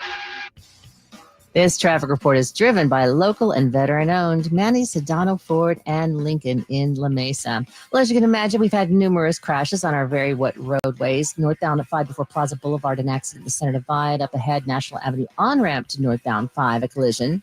Westbound 8 near Waring Road, got a collision in the Center Divide. Then up ahead before Taylor Street, a solo spin out over the right shoulder. And traveling on South 5 Coastline right before the racetrack, we're getting reports of a crash involving a couple vehicles. That's in the Center Divide. Just continue to take it extra carefully on those transition ramps, guys, and please have those headlights on so you're more visible to other drivers. $1 down, that's all it takes to drive the 2025 Mustang Mach-E Select, just $310 a month. Pure Mustang spirit, all electric, all fun. Sedano Ford and Lincoln, SedanoFord.com. For more details, visit Sedano Ford or SedanoLincoln.com. Kelly Danick with Ben and Wood, San Diego's #1 sports station, 97.3 The Fan. These are the days that I appreciate Sam Levitt the most. He just had a stretch of 13 straight pre- and post-game shows. He's actually off today, but is joining us this morning to talk a little Padres baseball. We'll keep it short, just a few minutes, but definitely don't want to miss our chat with Sammy. Good morning, Sam. Hey, guys. Good morning. Happy to be on with you. How are you? Where are you right now?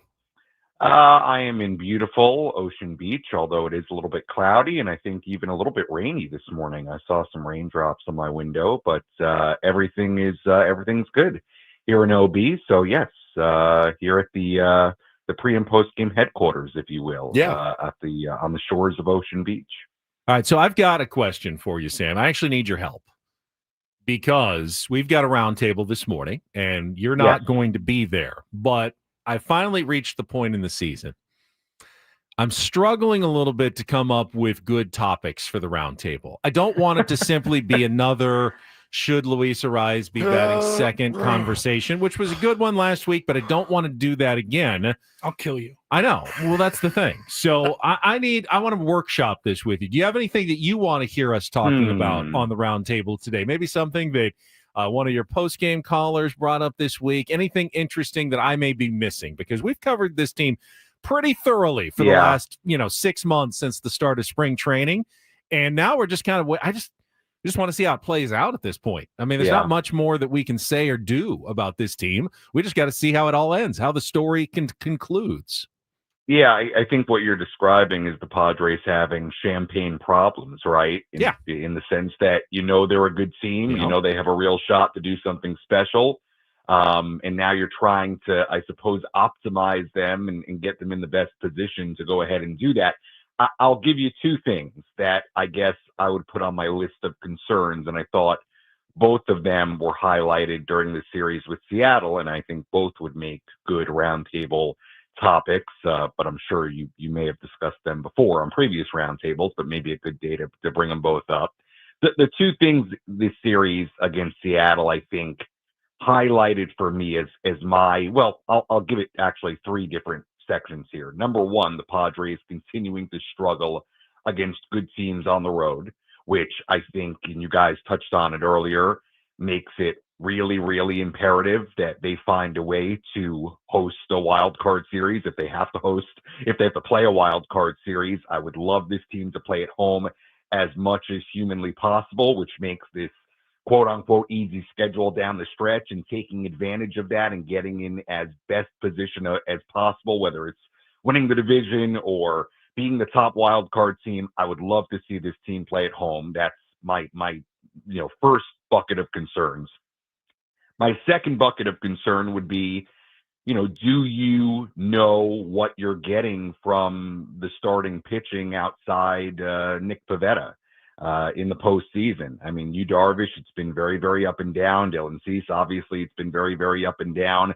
Michael King is going to throw another simulated game, it sounds like, in Minnesota this weekend. What is he going to be by the time the postseason rolls around? I hope it's stretched out and into a groove and into a rhythm. But I think there are question marks there as far as who and what you're getting from your starters in a postseason series and how you attack it. And then number three, another topic for you is just the lack of power, and again, how the Padres are going to have to make up for that. I thought we saw with the Mariners series, the kind of the danger of facing a team that has real-time power and pop and can change a game with a few swings. And I don't know that the Padres are going to ever play like that based on what we've seen from them this season, or have the ability to really keep up from a power standpoint with a team like that. Not that you can't win games, of course you can, but those are three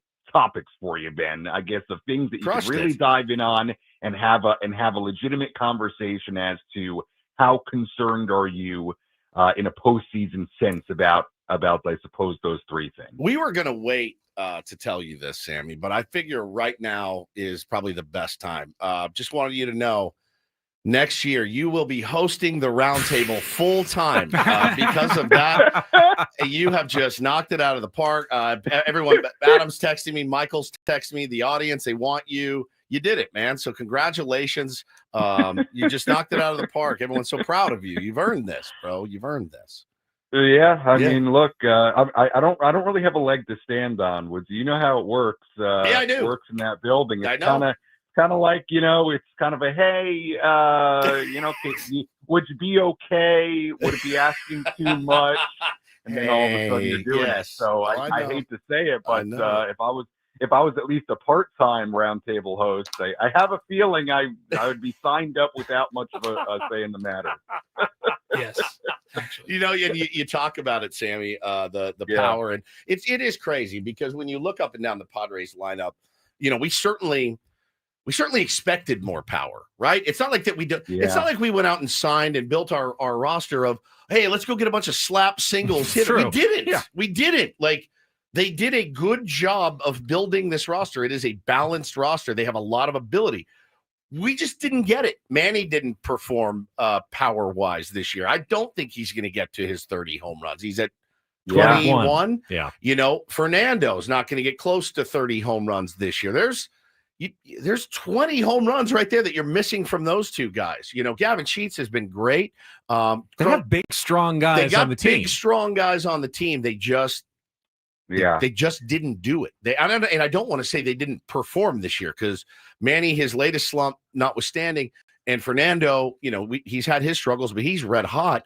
Those dudes absolutely help you win baseball games, and I'm so happy they're on my team. But when it comes to power, and it's weird, like, could it happen where you get to the postseason and guys do find their stroke? It absolutely could. Yeah. I'm not counting on it, but I don't think it's from I don't think we built a crappy lineup. I really don't. No, and they're a very good lineup. Yeah. I mean, I didn't mean the question to lead into Ben's question about the roundtable topics to make it sound like I'm not at all. I didn't take it that way.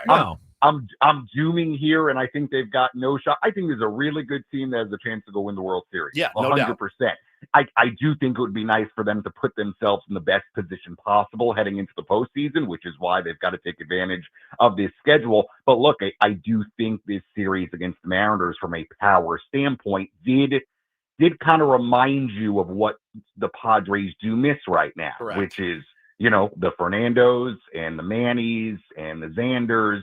You know, they just don't hit for a ton of power. And you saw on the other side guys like Rosarena and Eugenio Suarez, you know, jacking 3-run home runs. Yeah, Raleigh, I mean, there is a little bit of a difference there. Again, not that you can't win, but it is something that I do think still from a postseason standpoint, to me, when you're just assessing the Padres, is going to be a concern. And that's probably going to be that way heading into the postseason unless these guys start hitting home runs all over the place. Sam, as I said, quick check-in. Appreciate it. Enjoy your day off. We'll be back with the second half of Ben and Woods next.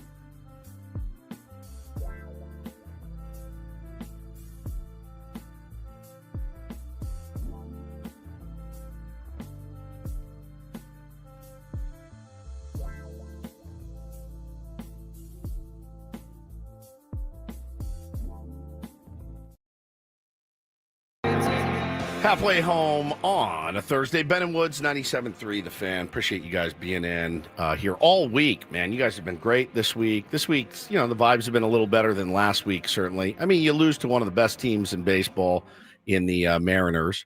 One of the best pitching staffs, good lineup. You're like, all right, we 1 out of 3. When we got swept by the Dodgers and I was in Texas and everything was going on in your personal life, I think about the difference, the stark difference in how the shows went this week compared to that. So I just wanted to thank the Tier 1s for making it a lot more tolerable this weekend. I guess the team for making it a lot more tolerable this week as well. I'm Woodsy. That's Paul Reindl. He is the executive producer of the program. Ben Higgins is your friendly neighborhood sports anchor and joins us as well. And you had finally filled me in. Australia will be making an appearance yes. today. I'd forgotten what I had sent you. Yeah, I won't give it away completely. Yeah, because then you can do research. Play some real or fake in just a few minutes. Yeah. And you'll figure in based on something I said on Monday on the show. And I'll just leave it at that. And we'll get to it coming up in about 15, 20 minutes here when we play real or fake for a chance to qualify for the trip to Las Vegas. But just a little pre-qualifier. I will not be able to help you on this one. This one, I am aware of it. I sent it to Ben. So I can't help you. So you will be on your own. And Australia will be the topic in this. In honor of my pal Aussie Tony coming to town next week. Very excited to see him. Little reunion, and I'm really excited for you guys to meet him. He's probably the wildest dude I've ever met in my whole life. He's wild. Hannah's very nervous, because she knows. And he's not staying with you, is he? No, he's not staying. He's got his own hotel, right. and I may go down and. I got such a busy week next week, like beyond crazy. He said he wants to meet me badly. He's got gifts for you guys. Like he's legit. Can't wait. Got gifts for the kids. He's so super excited, but he's like, he's been watching. So he's from Australia. A pit boss, right? Yeah. At a casino in Melbourne. Casino looks amazing, by the way. I'm curious. We need a trip. How, I don't know, obviously, what the casino scene is in Australia. Is it like old school Las Vegas? Do they have those like back rooms? That's what it's like. Is he like a enforcer or is he's he just like a hospitality guy? A pit boss gives a certain connotation. Like when you watch the movies, yeah, of course, and the pit boss, and they catch a cheater and you take you into the back room. Come back into my casino again, again, break your kneecaps. I feel like it can be kind of rough and tumble, and I don't know. Maybe it's not like that in Australia. I've got no idea. I'm Literally curious. every Aussie that I've ever met is rough and tumble. Every single one. Everyone I've ever met, they are sharp, quick-witted, cool, wild. Like I was a wild dude in my 20s. Wild as it gets. I don't even come close to the wildness that are the 5 Australian people that I've met and hung out with my entire life. Our buddy Richo, who's a huge Tier 1, huge Padres fan. He lives over in Australia as well. He and his buddies are going to be making a trip to Melbourne. So I'm going to put those 2 dudes together, and it's going to be like the perfect storm. It's going to be great. But he's such a good dude, man. And we really bonded. It's one of those things. It's like, I met a guy that I'm going to be friends. Let me tell you how kind he is. That dude has checked on my dad almost every day. Huh. Like he checks on the kids. We had a special thing when we met and, bonded over a band, bonded over the amazing day, my birthday that we had there. And it's rare that you meet someone and you go, that's going to be a friend of mine till I'm dead and gone. And he lives a billion miles. It's 1:00 in the morning tomorrow in Melbourne. It's already right Friday. Now. Yeah, it's Friday. Happy Friday, ladies and gentlemen, the weekend. Yeah, ladies and gentlemen, the weekend. Happy Friday. Ladies and gentlemen, so the weekend in Australia. I'm excited. I'm excited for you guys to meet him. And he really he wants to get into baseball. He's a big Australian rules football guy, which is not rugby. It's a totally different sport, but he's psychotic about it. And they are over there. He said cricket's kind of gone by the wayside. We'll talk all about the differences when he comes over. But he's like, hey, saw the series this weekend. Not bad against the Dodgers, 2-1. But now the team's lost again. What do we need to do? I've converted him. He's a huge he wants to be a Padres fan. We're going to take him out, going to get him some gear. And the Tier 1s, I know if they see him, they'll take care of him. It's going to be a lot of fun. I don't know that I'd make it in Australia. I'm not rough and tumble enough. You are not. I couldn't survive in the outback. Oh, no. I don't think I could survive in the cities necessarily. I bet you could. I bet you could. Maybe in the big maybe city. a nice resort town would be nice. Yeah, it'd be good for you. I've only been once. What and- the bloody Well, hell you've was been to that Australia? attempt in an Aussie Yeah. accent? Went to Australia and New Zealand. I don't think I know this. When I was in college. My dad had flown his entire life. He had flown so much on American that he came to us in about October of one year, and he goes, "Hey, so I'd like to go on a trip for Christmas. Pick anywhere in the world you want to go. Anywhere." He goes, Spin the globe. I've got miles to go anywhere you guys want. You pick it." So we all kind of huddled, and I said, "What about Australia and New Zealand? Like, it's the ass end opposite of the world. When are we going to have the chance Summer to when go?" it's Christmas time here. It's Yep. summer there. And so he said, "Great idea." So he booked it, and we went. And New Zealand was one of the most spectacular, beautiful places I've ever seen. We'd only got a few days there, so we didn't get a chance. I'd love to go back now. I was a drunk moron when I was like 21. And then we went to Surfers Paradise, Australia, which is just like Encinitas. I mean, it's like, it reminds me so much of Encinitas, but we had the time of our lives, really.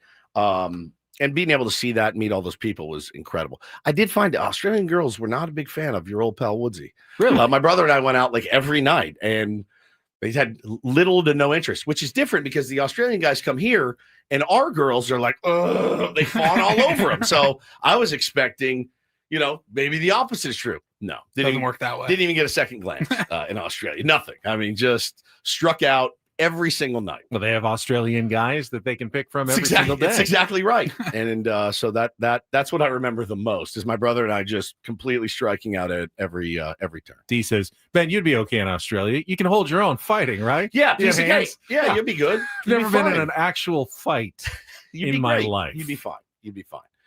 So that's all going to happen next week. It's going to be a really next week's going to be nuts. Got the Bananas coming to town. Gonna go see Oasis on Saturday. It is nonstop action. Also, I wanted to let you guys know Thursday, I'm going down to Pechanga Arena from 1:30 to 4, and I will be helping judge the next PA announcer of the San this Diego is like Seals. American Idol. Yes, and I get to be one of the judges. You'd be like Simon. Of Kinda course, I'm gonna look. Be the mean one. That was my baby for many, many years. And I hung him up. I retired. I got too much going on. But I want the next pick to be right. So I'm going to go help them make the decision, which is awesome. I'm excited about it. You could be like Randy. Like, it doesn't work for me, dog. All right. I know all the bits, but I just want the right You could person. be like I haven't Paula, watched and you could be a former Laker girl. I haven't watched American Idol in a while because I've got all the old judges in my 30 mind. years Yeah.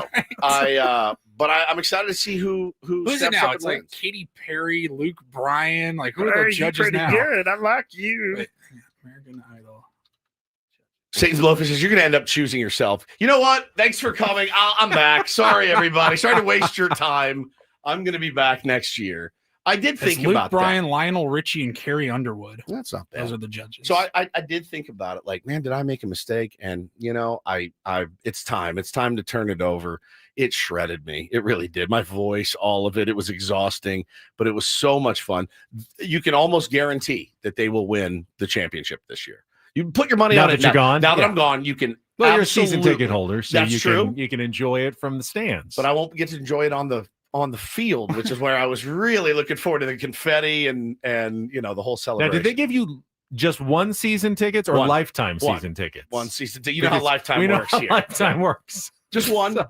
Just one. So I'll be at games and get to watch from a different perspective. Like one ticket or at least two tickets? Do you get to No, bring... family of 4. Okay, Yeah, yeah. I can bring the whole family. So Nice. it's Eric great. says in Australia that the women outnumber the men by 7-1. Yeah, you think I would have done better Wow. back then? I thought I was. That was in my prime, bro. Like 21. I was like, this is gonna be great. What a great trip. Nada. Couldn't even buy a girl a drink. I mean, they had wanted nothing to do with me there. I'll never forget. I was like, well, this is a nightmare. Tyler in our chat says, listening late from the beginning of the show, and holy S, Ben's Alphabet is the greatest segment of all time. Yeah, it's pretty epic. Pretty epic. If you missed it, well, let's do it again because we've got the time. Yeah, we brought this up. Paulie played the clip a couple of days ago on the Reindl Report of the receptionist at the dermatology office who was trying to spell out the name of a bacteria to one of the patients on a phone message, and she could I not. was giving you a call to go over that bacteria culture that we did here in clinic the other day. So the bacteria came back, or the culture came back with a big bacteria called Pantoia species, and that is spelled P as in pork.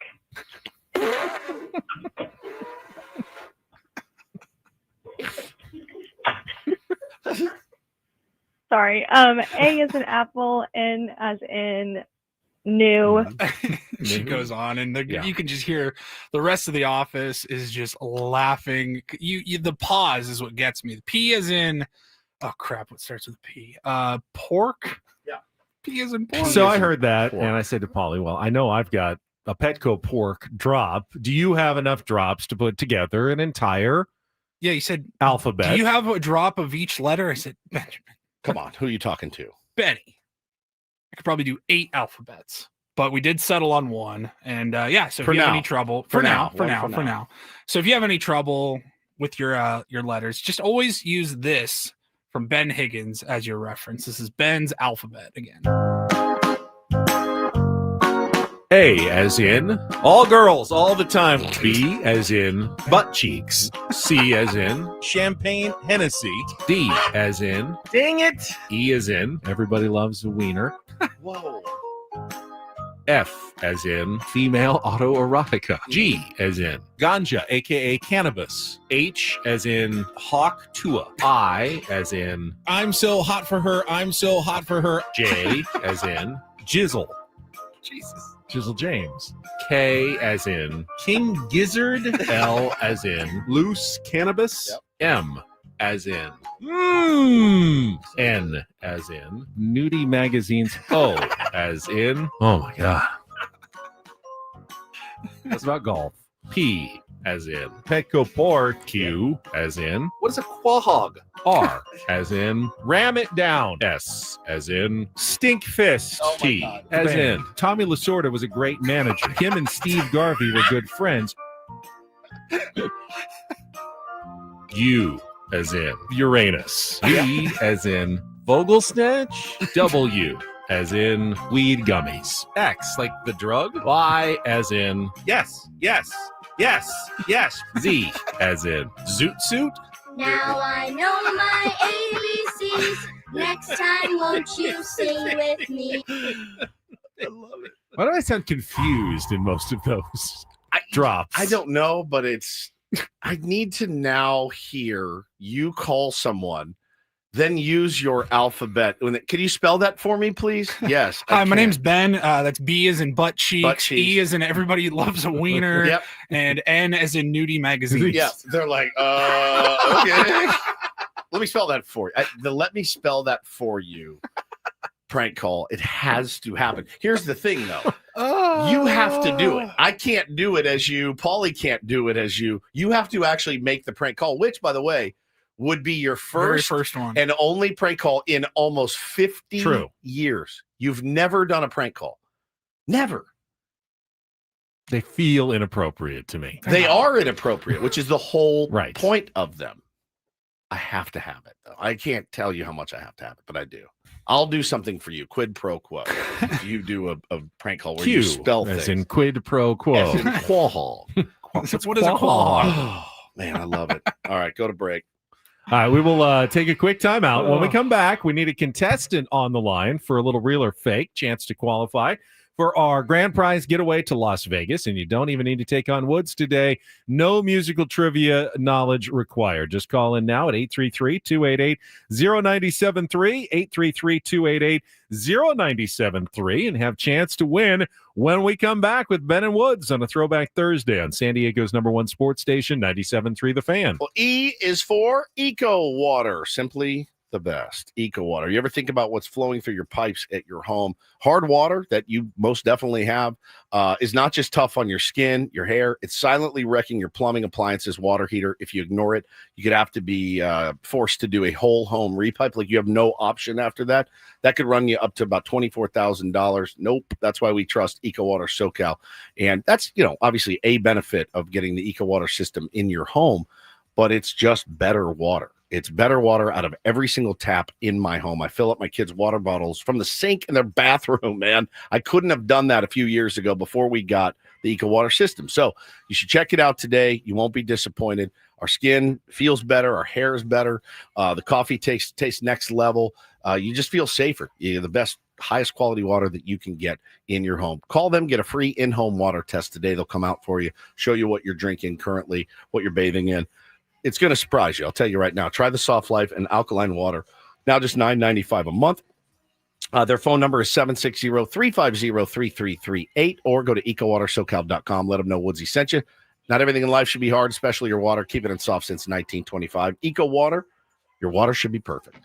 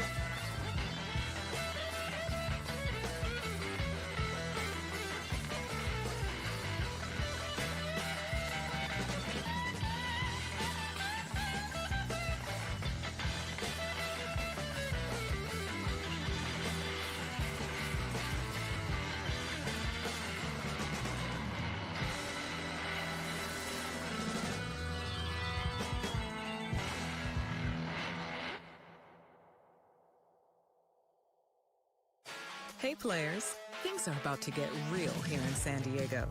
Introducing the all-new Hamul Casino Resort. With a 200-room hotel tower, exciting new eats and drinks, plenty of new places to play, and a luxe spa and salon. Hello, rooftop pool and deck. It's where players can play their hearts out and enjoy all the perks that come with it. It gets real this summer at the all-new Hamul Casino Resort, the players' place.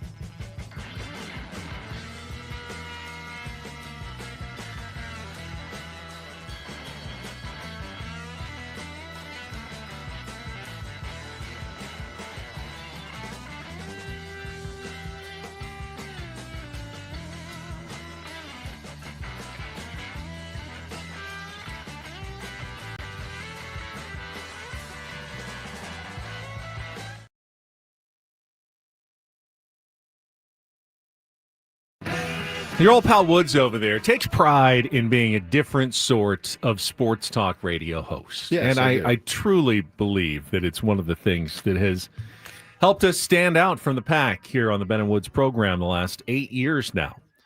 But I can guarantee that you're the only sports talk show host in America who was unaware that their town's Division I college football team was Correct. starting their season tonight. Yeah. What said, "What are you doing today?" I said, "Well, I'm doing some lives down at Snapdragon Stadium." Woods goes, "Why? Why would you go down there?" I go, "Because They have a game? San Diego State's playing a game tonight. Tonight? Like a real game tonight, like their first game of the season against Stony Brook tonight." And I go, Surely you mean like the alumni game or the red and black game or something. The actual game is tonight. Yes, their season opener. The season opener. It's tonight Against Stony Brook. Yes. I forgot. as 7 well. o'clock tonight. An actual real college football game in the city of San Diego will take place. They can't be bothered with me. I can't be bothered with them. That's just the way that I roll. I'm almost glad that it's not necessarily an active choice. It's simply Woods is just blissfully unaware of what's going on in the college football world. No, I mean, I'm keyed in on my game Sunday night against the Miami Hurricanes. That's the one that I'm keyed in on. Knowing that would be the Notre Dame Fighting Irish against the Miami on Sunday, not Saturday, Sunday. Me against Big Sills. This is like what I live for. You know, I've won many of those matchups, you know, professionally, especially lately, but and on the field. But I am really keyed in on that. There's some massive games this weekend. We'll probably do a little college football tomorrow, whip around or something tomorrow. Benny always tells us the best games of the week. What do we call it? Ben's super sexy stink fist Saturday schedule setup. Yeah, the Catholics versus the convicts, man. Oh my God, it's happening. I'm so excited. It's just it's a huge bonding thing for me and my dad and my brother. This could be the year for Notre Dame. Marcus Freeman's had a really solid start. What is this, fourth season? Yeah, fourth season. I love that man. I love that man with my whole heart, and I really want the best for him and the guys this year. But never. It's always exciting, and you can go out and lose to Northern Illinois or Southern Illinois, Southern or Northern last year, and you want to die. You're like, this is the most embarrassed I've ever been, but I still love you. I'm going to give you another chance. And they went out and made the title game, Ben. Well, it would be embarrassing for San Diego State to lose tonight. They're playing an FCS opponent in Stony Brook. Not a bad one. I think they're like ranked in the top 25. But again, it's a division lower. So you're playing down, punching downwards in this game. If you think you're a decent Division I team, you've got to win this game handily. And I think the Aztecs are favored by around 17 or something. And we'll see. The new quarterback, Jaden Denegal, the transfer from Michigan, will make his debut as the starter. Gives you, at least if you are an Aztecs fan, it gives you a little bit of hope that things should be better this year than they were last year, which was bad. It's a low bar. They lost their last 6 year. games in a row. Yeah. I think 3-9. They were 3-3, and they went 0-6 in the second half of the season. Still, even moving up, like even if improving from the bottom of the Mountain West to the middle of the Mountain West, it's still who cares? Again, yeah. I'm assuming the goal this year is make sure you make a bowl game, which means you got to win at least 6. Or is it it's on a the, low bar, but where is it on? Is it on the Chevron app tonight? Are we doing it's that? on the streaming on the Mountain West app and also available locally on KUSI. With, Steve Quiss on the call. Excellent. Well, what time's the game? 7. All right. So that means college football. It'll end about 11:30 tonight. Yeah, for sure. These games are slow. All right, I will watch it. Certainly, I will watch it to get a taste. Yeah, Just get a quarter. taste. Get a quarter. Yeah, I will. Not series. Okay.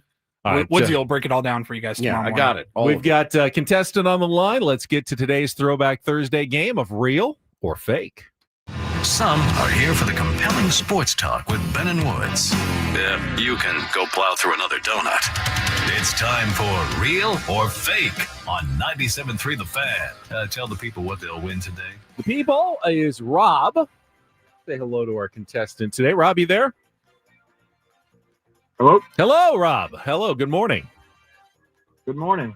You are on the radio with Ben and Woods and about to play a game with a chance to win a fabulous prize. You sound very excited about it. I'm surprised it's me. Oh, well, It is It's all you. Rob. It's all you today. You're I like playing the cut of your jib. Real or Rob. Fake. It is brought to you by Bay Alarms, security and fire alarms for every business. We got you. And if you can get 4 out of 7 right in Real or Fake, you will qualify for our grand prize 2-night stay at Resorts World in Las Vegas, 2 VIP passes to their AU Day Club, and a $175 food and beverage credit.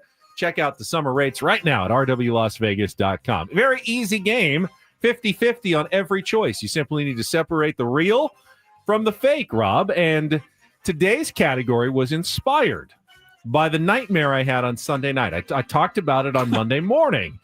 I was completely unprepared for a real or fake segment. And I started making up a fake category about Australian cities. Yes. I didn't think about it again, but Tier 1 fantasy camper Richo Our boy. sent us an email and said, I can do that category. And he prepared me for what should be an outstanding game today, Rob. So I will give you a name. You tell me if it's a real city or town in Australia or a fake that Richo has thrown in to fool you. Now, Woods has seen this email, but I'm going to even let you ask him once. Yeah, because I doubt he I saw it remembers once. all the answers. So you get one phone a friend. Rob, are you ready to play? We're going real with everything unless I actually know it or Woods knows it. Oh, wow. Holy All cow, right. he's got a strategy. All right, that's here the we go. strategy. All right, here we go. Round number 1. Wagga Wagga, real or fake Australian town? I think that's real. It's the largest city in inland New South Wales, according to Richo. It is real. That is one for you. Wagga Very good. Wagga. All right, let's go. Round number 2. Maroondah.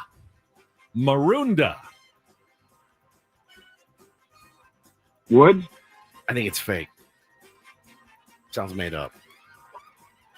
You think or you know? No, I think. He I doesn't know. don't remember the He does other not number. remember this list. You're already going We're against going your with real. strategy. Oh, he's He's going with against real. me. Okay. We're Sticking going with with his real. strategy, and the strategy has failed you here. That one that's is all right. fake. But you're still well ahead. I mean, he's got 1, 3 more. You're good to go. Round number 3. Alice Springs. Got to go with real. Yeah, right in the desert heart of Central Australia. You'll find Alice Springs. I thought that was some sort of spray. All right, here we go. Round number 4. Ulladulla. Real or fake? And Richo, I apologize if I'm butchering the pronunciations. Ulladulla. It's a hard choice here, but I'm going to go with real again. He's going with real. I like it. Strategy's working. Oh, my A fishing God. and vacation town on the coast of New South Wales. All right, one more, and you are our champion today. Gundi Windy. Real or fake, Rob? I'm going against my gut here, but I'm going to stay real. Oh, he's going against his gut. I thought his gut was real. But his gut told him it was fake, so he's going to go against his gut. But Guess he's gonna what? Stick with his original strategy. Maybe the best strategy in real or fake Look at- history, because Rob, you have won. Border town in Queensland, famous for cotton, horse racing, and country pride. Amazing. According to Richo. All right, Rob, you have won. Stay on the line. Paulie will get your information. How about Redwater Downs, Woods? Fake. That is fake. Cunnamulla. Real. That is real. It's the subject of Slim Dusty's classic song, Cunnamulla Fella, which Save that for something. I don't know what. Just save it. We'll say it again. it's the subject of Slim Dusty's classic song, Cunnamulla Fella. All right. Is that the last? I don't know that's how it? it goes. It might not be available on Spotify. Do you know much about Slim Dusty? You're our musical expert. Oh. If I did a take on fella, if I did a take on Woods category about Slim Dusty, you're saying that you wouldn't Ooh, do let's that use well? Cunnamulla Fella in a prank call, and then C, he as as in? in Cunnamulla Fella. right. Or use the word and then spell Cunnamulla Fella with all of Ben's alphabet. It will take 40 minutes. Cunnamulla Fella. We can start play at 9:35 on a Friday and walk out the door for the day with that prank call. That's brilliant. Cunnamulla Fella. All right, we're going to take a timeout. When we come back, it's a Smart Baseball Thursday. What does Eno Sarris think of the Padres' chances now of chasing down the Dodgers, considering they're 2 games down with 28 games remaining?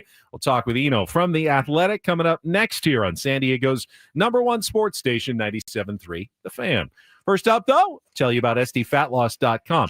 So the success stories on this weight loss program here in San Diego have been amazing. You've heard about mine, 40 pounds lost in 60 days. You've heard about Ello, Scraby, Tony Gwynn Jr., John Flint down the hall. You've heard about some tier ones. I've had tier ones tell me about their lives have been changed.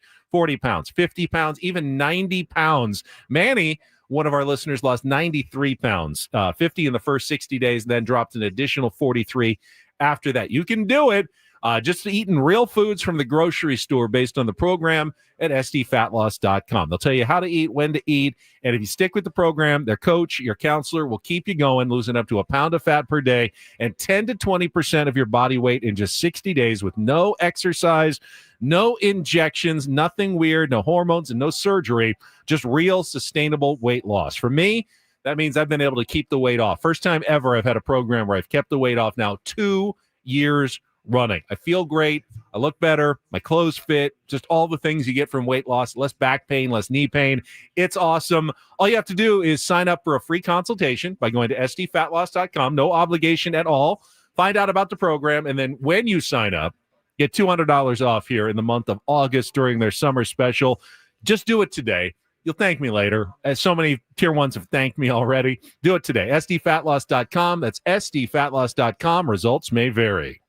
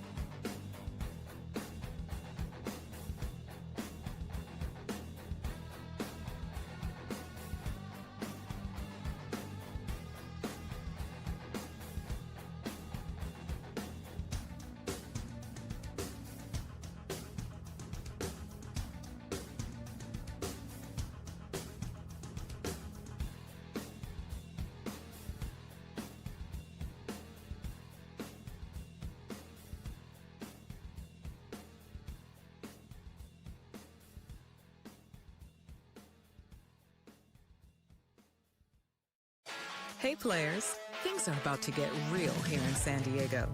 Introducing the all-new Hamul Casino Resort. With a 200-room hotel tower, exciting new eats and drinks, plenty of new places to play, and a luxe spa and salon. Hello, rooftop pool and deck. It's where players can play their hearts out and enjoy all the perks that come with it. It gets real this summer at the all-new Hamul Casino Resort, the players' place.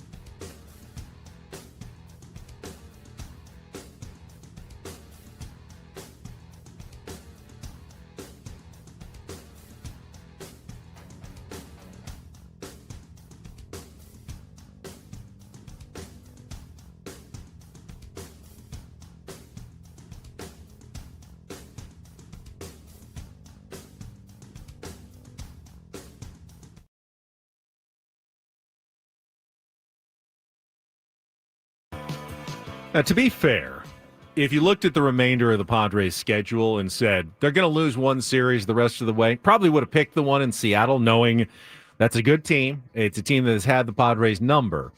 I did not expect the Dodgers necessarily to sweep the Cincinnati Reds. I didn't either. Losing 2 games has put the Padres, again, in a tough place. With 28 games remaining, they're going to have to finish 3 games ahead of the Dodgers. So, you know, the Dodgers play just decent baseball and win, say, 18-10 or 17-11. Padres are going to have to go 20-8 if the Dodgers went 17-11. There's not a lot of room for error anymore the rest of the way. Can they do it? Does the Eno Sarris think the Padres will be able to pull it off? We'll talk some smart baseball with Eno from The Athletic right after this check of traffic on 97.3 The Fan. From the 855 Get Ross Traffic Center, protecting San Diego after accidents or injury, here's Kelly Danick. Traffic is brought to you by Valvoline Instant Oil Change, your 15-minute drive-through oil change. Got a new crash on the coastline, hit and run, south on 5, right before Leucadia. It's over the right shoulder. And tow truck has cleared that crash from the Coronado Bridge heading off the island about mid-span, so speeds are improving there. Before you hit the beach, the mountains, or even the 5 this Labor Day weekend, be road trip ready with Valvoline Instant Oil Change. No appointment needed. Stay in your car while they change your oil and check your tires, battery, and fluids. Coupons at SoCalOilChange.com. I'm Kelly Danick with Ben and Woods, San Diego's #1 sports station, 97.3 The Fan. It's time for the super polished, yet to be named Smart Baseball Weekly segment with Eno Sarris, son of a bitch. Brought to you by 7 Mile Casino, just 7 minutes from the ballpark, by the bay in Chula Vista. Here's Eno Sarris with Ben and Woods on 97.3 The Fan. So we know Eno's done some traveling, just went to Germany earlier this summer. And, Eno, I just found out for the first time that my co-host went to Australia and New Zealand earlier in his life. Have you ever been down under, Eno? No, that's on the bucket list. So one of the bucket list. Where would you say is your most exotic locale ever visited? Well, I was born in Jamaica. Oh, did not know that. Pretty exotic, yeah. Furthest from where we are, I used to visit Tokyo a lot for work, and we always snuck in a visit afterwards, but I really like Tokyo. That's on my list. Me too. It really is. It didn't used to be when I was younger, and now it's absolutely on my list. Some pretty good ball players out of Japan, as we used to see up the freeway in LA. Shohei got his first win as a Dodger starter last night. Do you get the sense for like what they're going to do? I want to talk Padres, obviously, but since we started talking about Japan, do you get the sense that he'll just be like a regular starter when they make the playoffs, or do you think that they will try to do something weird with him and employ him out of the bullpen? I think he'll be a starter, but I don't think he'll be a deep starter. I think that they'll keep him around the sort of 4 to 5 inning situation he's been in, just to get the most out of him. He probably doesn't have the most innings, in terms of they've got, as much as we've tried to get past innings as a metric, people still like in front offices. Like I remember talking to people in the Pirates front office in Skeen's rookie year, and they had a number. I think he went a little bit past it, but they had a number that they were comfortable with. So there's some number that they have for Shohei this year, and his previous high is 166. Last year's 132. He's only at 33 right now, but the number isn't 166. So I think they'll let him go 4 or 5. And which is probably, I would imagine, and that kind of transitions into what the San Diego Padres are going to probably have to do with their starting rotation, which, last week it was the topic of Luis Arraez. Not that that's died down much. This week is more of the topic of the starting pitching, being kind of a concern going into the postseason. When you look at what we have right now, how do you assess what the Padres have and what their strategy should be going into October? Should the postseason start today? When I was looking at how good bullpens were, I think I stopped at 6, and that left, a couple of really good relievers off of the Padres bullpen. So not only do they have the best bullpen in baseball, but they have the deepest bullpen. And when I'm like, comparing them to other teams and leaving Wandy Peralta and David Morgan off of the list, that suggests that you're not going to let these guys go very long. Nick Pivetta can sometimes, run into a home run late. Dylan Cease, like in the playoffs, I think he goes 4. Yeah. At home, at home and at most, because he has not won on the road. He's 0-9 on the road. Petco but Park, he just always runs into something late because he's so. I mean, I like recently that he's been pitching, he's throwing all 4 pitches. Yeah. But like he's so fastball slider dominant that I think people just pick fastball or slider. They've seen the shapes, and by the 5th inning, he can be cruising through 4, and the 5th inning just is like this. What happened? Yu Darvish was good for the first couple, and then he looked kind of tired, and then sort of fell apart later on in the start yesterday. So I think Michael King will be coming back from injury, and you've got Sears. So like I think you've got 6 starting pitchers, and I think in a short series, what you've got is each of them goes 3 or 4 innings. At most, you piggyback some, right? You kind of have some. Nestor Cortez comes in for Nick Pivetta, like that's a different look. JP Sears comes in after Dylan Cease, that's a different look. And Cortez and Sears are kind of like 2-inning guys, if they need to be, or maybe just 1. And so it's chaos. It's a little bit of like the Tigers did this. They did really well. And the Padres, like, people that they're going to use are better than all of the people the Tigers use. So they need to study what the Tigers did in the playoffs last year and be like, hey, listen, all of our players are better than those Tigers players, except, Skubal is Skubal. And like, let's just do the same sort of chaos where every pitcher pitches, 1 to 4 innings. It's so true. Well, and we saw the Padres use Wandy Peralta as an opener against the Dodgers, to attack Ohtani and Freeman, and then brought in Randy Vasquez. I could see them doing that with Dylan Cease. You use an opener lefty, then have Cease go through the bottom of the lineup, the top of the lineup once, the bottom of the lineup again, and that's it. Have him get the second through the the 5th maybe, and then go to your bullpen. But I want to go back to the Dodgers because I find this very interesting. If they have to play a short series, because they could be in the wild card, certainly could be in a division series probably. Who do they leave? Who do they move into the bullpen out of their rotation? I mean, Glasnow, Snell, Yamamoto, Ohtani, Kershaw. I mean, which one doesn't get a start in the postseason? That's a very different problem for Dave to manage in this playoffs. Like, who comes in as a bullpen guy? Because you don't leave him off the roster, right? Right. You don't leave Clayton Kershaw off your postseason roster, but do you necessarily give him a start? You bring him in out of the pen? Yeah, I mean, I think with somebody other than Kershaw, it'd be a bigger deal. I think we've dealt with this before, where it's not like you just make Kershaw one of your best 3 starters when he's not. And I think he knows that his strikeout rate's the rest of his career, his velocity is the worst of his career. So Kershaw doesn't get a start, and I think he makes the roster, and he's almost a situational lefty. They don't have that many lefties in their pen. I mean, Scott is a lefty, right? Scott a lefty? Yeah, Tanner Scott, he's a lefty. Vesia just got hurt. Kershaw becomes a loogie. Yeah. Well, I mean, look, as Padre fans, we're the pitcher of the month for August. No question. But by the way, as Padres fans, we're hoping for some of that Kershaw October magic that we've seen. And Dave Roberts has never been shy about chasing a big moment with Clayton Kershaw. They won the World Series last year without Clayton Kershaw because there wasn't that moment to chase. It's crazy, but Ben makes a good point of that's an embarrassment of riches right there. Like to have 5 really good starters. I to answer because I didn't answer your question. There's still 4 left. I think what there are all these personalities, right? Like I think I would talk to Blake Snell and say, an amazing pairing would be like Ohtani for 4 and you for 3. Like, can you do it? You can't really bring Ohtani out of the pen though, because you can't warm him up because he's DHing during the game. So yeah. So you're like, Snell, I can't bring him out of the pen. But like we are going to dominate, if we go Ohtani Snell. Like, can you sell Snell on that? Because Snell is he's a guy. Like he might not like the idea. He's covering him.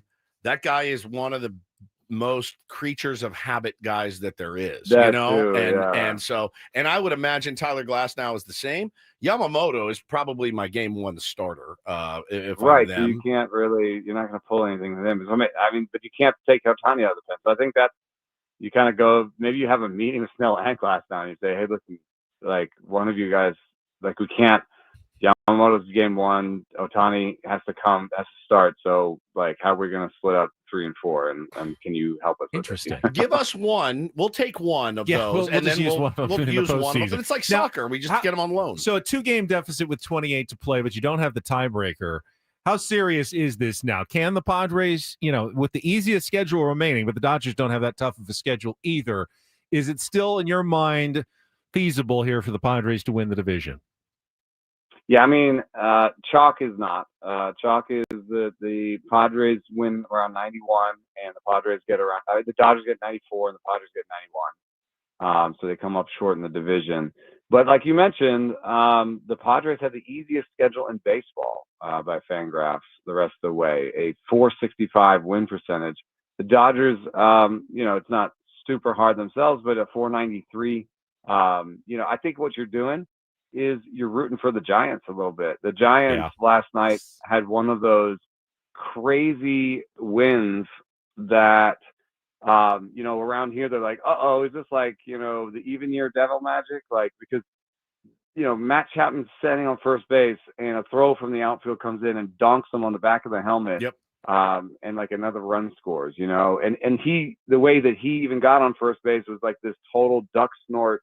Should have been an out, wasn't an out, just found that one piece of grass that's not covered, and so, they're kind of feeling good, like, maybe the Giants are getting something going, and the Dodgers have 6 against them and 6 against Arizona. Those are 2 teams that sold and are worse, but, when you sell, there are opportunities for young players who are hungry, and so the Giants brought up this guy Peguero, who has been in the minor leagues for 10 years, and he throws 100. That dude is hungry, as a reliever. Maybe he becomes a shutdown reliever.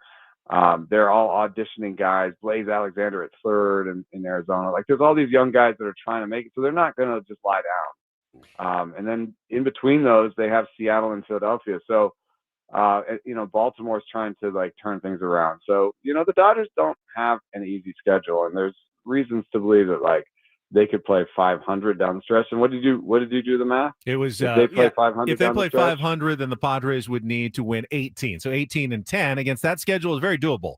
But I just don't know if the Dodgers are going to go 500. Really good points, though, Eno. We're out of time. Appreciate it, as always. We'll talk to you next Thursday. Thank you, brother. Yeah, thanks.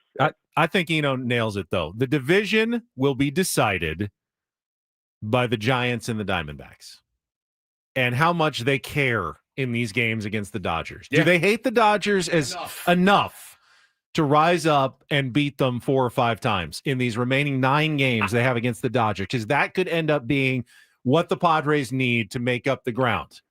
Padres don't play the Giants anymore. They got 3 at the very end against the Diamondbacks. If the Diamondbacks and Giants care, like, let's see if we can take these Dodgers down, it could make the entire difference in the rest of the season. I've been told over and over that the Giants-Dodgers is the biggest rival. So let's see what the Giants do, if they show up or not. I'll be rooting hard. We got a Throwback Thursday clip for you from the early days of Ben and Woods, plus a Reindl Report. Still to come. Final hour of Ben and Woods starts next here on San Diego's #1 sports station, 97.3 The Fan.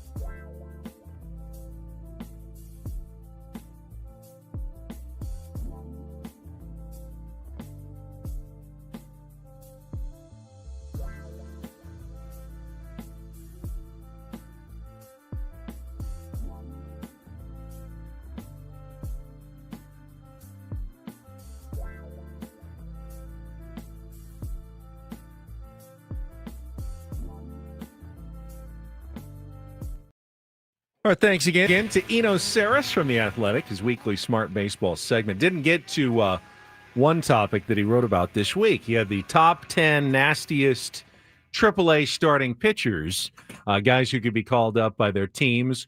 Jonah Tong, who's coming up for the Mets tomorrow, was, I think, number 1 on his list. Bubba Chandler just got called up by the Pirates, is on that list. I was almost surprised and relieved to see that only one former A.J. Preller prospect was on that list of the top 10 nastiest AAA pitchers in baseball right now. I was a little surprised by who it was. Robbie Snelling has had a really good minor league season in the Miami Marlins system. He has increased his stuff by quite a bit, and he's now turned himself into one of the more intriguing prospects. Of course, he was part of the Tanner Scott trade last year that the Padres rented a reliever for the stretch and the postseason run. That was true rental. Rental. And at the time, Robbie Snelling wasn't necessarily looking great, but he has actually turned things around this year and is having a pretty good season in the minor leagues. I saw it was, I don't know how you say his name, Harlan Susana. Was he on there? I don't think he's I did not see him on there. I don't know if he's had enough time in AAA necessarily. I just watched a performance from him the other day. He Nationals, was in, right? Yeah, he was in the Soto trade. deal, and he was he struck out 10. He looked filthy, and I'm like, yep, all right. I mean, again, I'm not going to cry over any of that spilled milk. But people are very excited about the prospect that the Padres got. Yes. In the Nestor Cortez, Brandon Lockridge trade. Feels like a total Jose Quintana? Yes, total fleecing by A.J. Preller. I'm seeing more reviews on this guy every single day. The glove is really, really good. Can hit, is fast, like the whole thing. But give the Brewers credit. They're going for it. They knew they didn't need Cortez. They needed some speed coming off the bench. They needed an outfielder. He scored the winning run 2 days ago on a sac fly. Brandon Lockridge is actually helping the Milwaukee Brewers with whatever magic's going on. They've got – give Pat Murphy credit. He's created a good atmosphere. They wrote about it today, ESPN.com. I think it was it Passan? No, Jesse Rogers wrote about it. He says, "Welcome to Milwaukee Community College." And that is essentially how their clubhouse is treating. Hey, we're just a fun community college, club. Yeah, we're JUCO. Scrappy coming in, and they've taken the baseball world by storm this season. When everyone was pretty much expecting second, third, fourth place finish by the Brewers this year, they have been with a bullet the number 1 team in baseball now for the second half of the season, and doesn't look like that's going to change anytime soon. Yeah, that prospect, he's playing in low A Lake Elsinore. It's Jorge Quintana, Benny, and a lot of good reviews about him. I got a text earlier from our pal John Conniff from Mad Friars, who watched Cash Mayfield last night, said he looked really, really good. No earned runs for single A Lake Elsinore last night as well. Has had a really good season. So they're still, look, we're dead last in farm system right now, number 30. I'm not worried about it. I never do, because I know who's at the helm. It will be replenished. Now, will it get traded again? Probably, but it will be replenished. And if you win a World Series, nobody cares.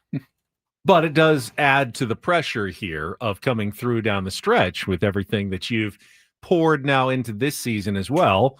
You'd like to take advantage of it. You've put yourself together a pretty good roster now. You have for the rest of the way. I look at the lineup that the Padres put out yesterday, even without Luis Arias, and I go, this can beat anybody. Sure. And they didn't have a great game, and they still almost beat a really good Seattle Mariners team on the road. They put together some good at-bats. At the end of the game, like Gavin Sheets, another great at-bat. And we'll talk about it in the roundtable coming up at 10 o'clock this morning.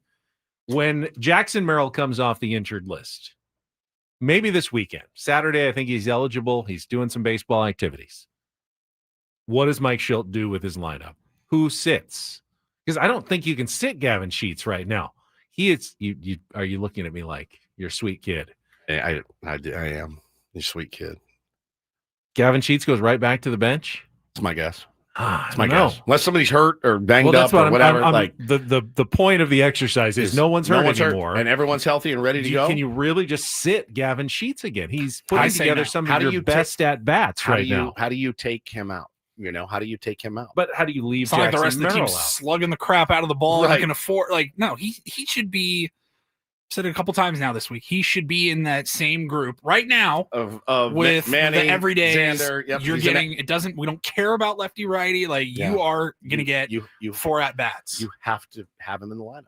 I really think you do. The quality of ABs too. It's not just the home run potential. So you could sit Jackson Merrill, play him in left, and Laureano in center. You could sit Ryan O'Hearn, but you acquired him to be part of your lineup most days. An all-star. Yep. You could sit Luis Arraez, which I know a lot of people would like to see happen more often, but I really don't see Mike Schilt, other than a day here or there like yesterday, seriously even considering sitting Luis Arraez. Yeah. He feels like if they're going to win a World Series. And I agree, by the way.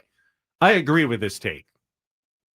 If the Padres are going to win a World Series, probably requires Luis Arraez in your lineup hitting like 400 like he can do. No doubt. It's not him sitting on the bench coming in for an appearance. iffy pinch hitting appearance like he did yesterday. That's not the best way to use Luis Arraez necessarily. So he wants to get him going. He wants him to be Luis Arraez because that's the best way that the Padres win a World Series is Luis Arraez being the Luis Arraez that he was in the past. Is he still in there? I don't know. We haven't really seen it this year.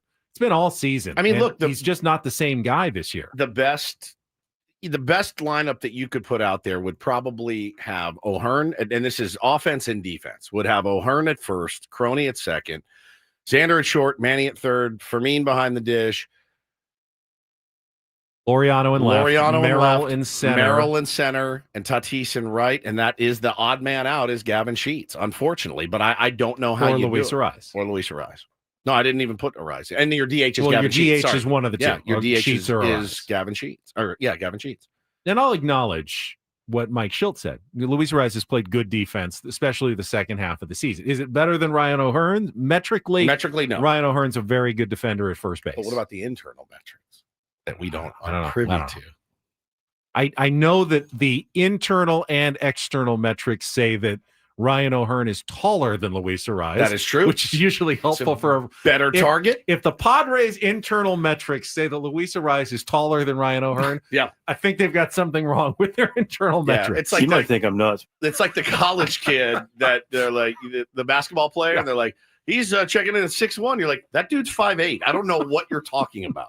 There's just nothing you can change about that. If a throw goes high, they try not to, but if throw goes high, Ryan O'Hearn's going to have a better chance of pulling it down than Luis Arraez does. Very true. Very, very true. I've seen some really short kids that could pick it like nobody's business. And I always tell them, you're not playing first.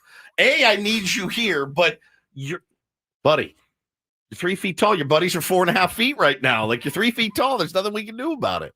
Smaller target over there. Smaller target. I think ultimately, and we'll see what the other guys have to say in the roundtable, the correct answer is some sort of, rotating system. Hybrid. Where everybody plays 80% of the time and everyone sits out 20% of the time. Yeah. Against, specific matchups. You're going to have to go deep into the numbers like, hey, this guy struggled against this particular guy, right. Let's give him this day off. And tomorrow, this guy has struggled in the past against this pitcher. Let's give him this day off and really play some kind of intricate matchups as you're trying to decide who your best lineups are on a given everyday basis of which left-handers you're going to have in there every single day, because you can't play them all, even against righties. You really can't play them all. Here's what Adam you had like a kind of a Dr. Evil to here's what we'll do. We will rotate the players. We'll call it a platoon. Yeah, It's not really, they're all lefties. They're all so lefties. It's not really Yeah. a platoon. It's not a true platoon. I'm only we'll call it talking about the lefties. Substitution.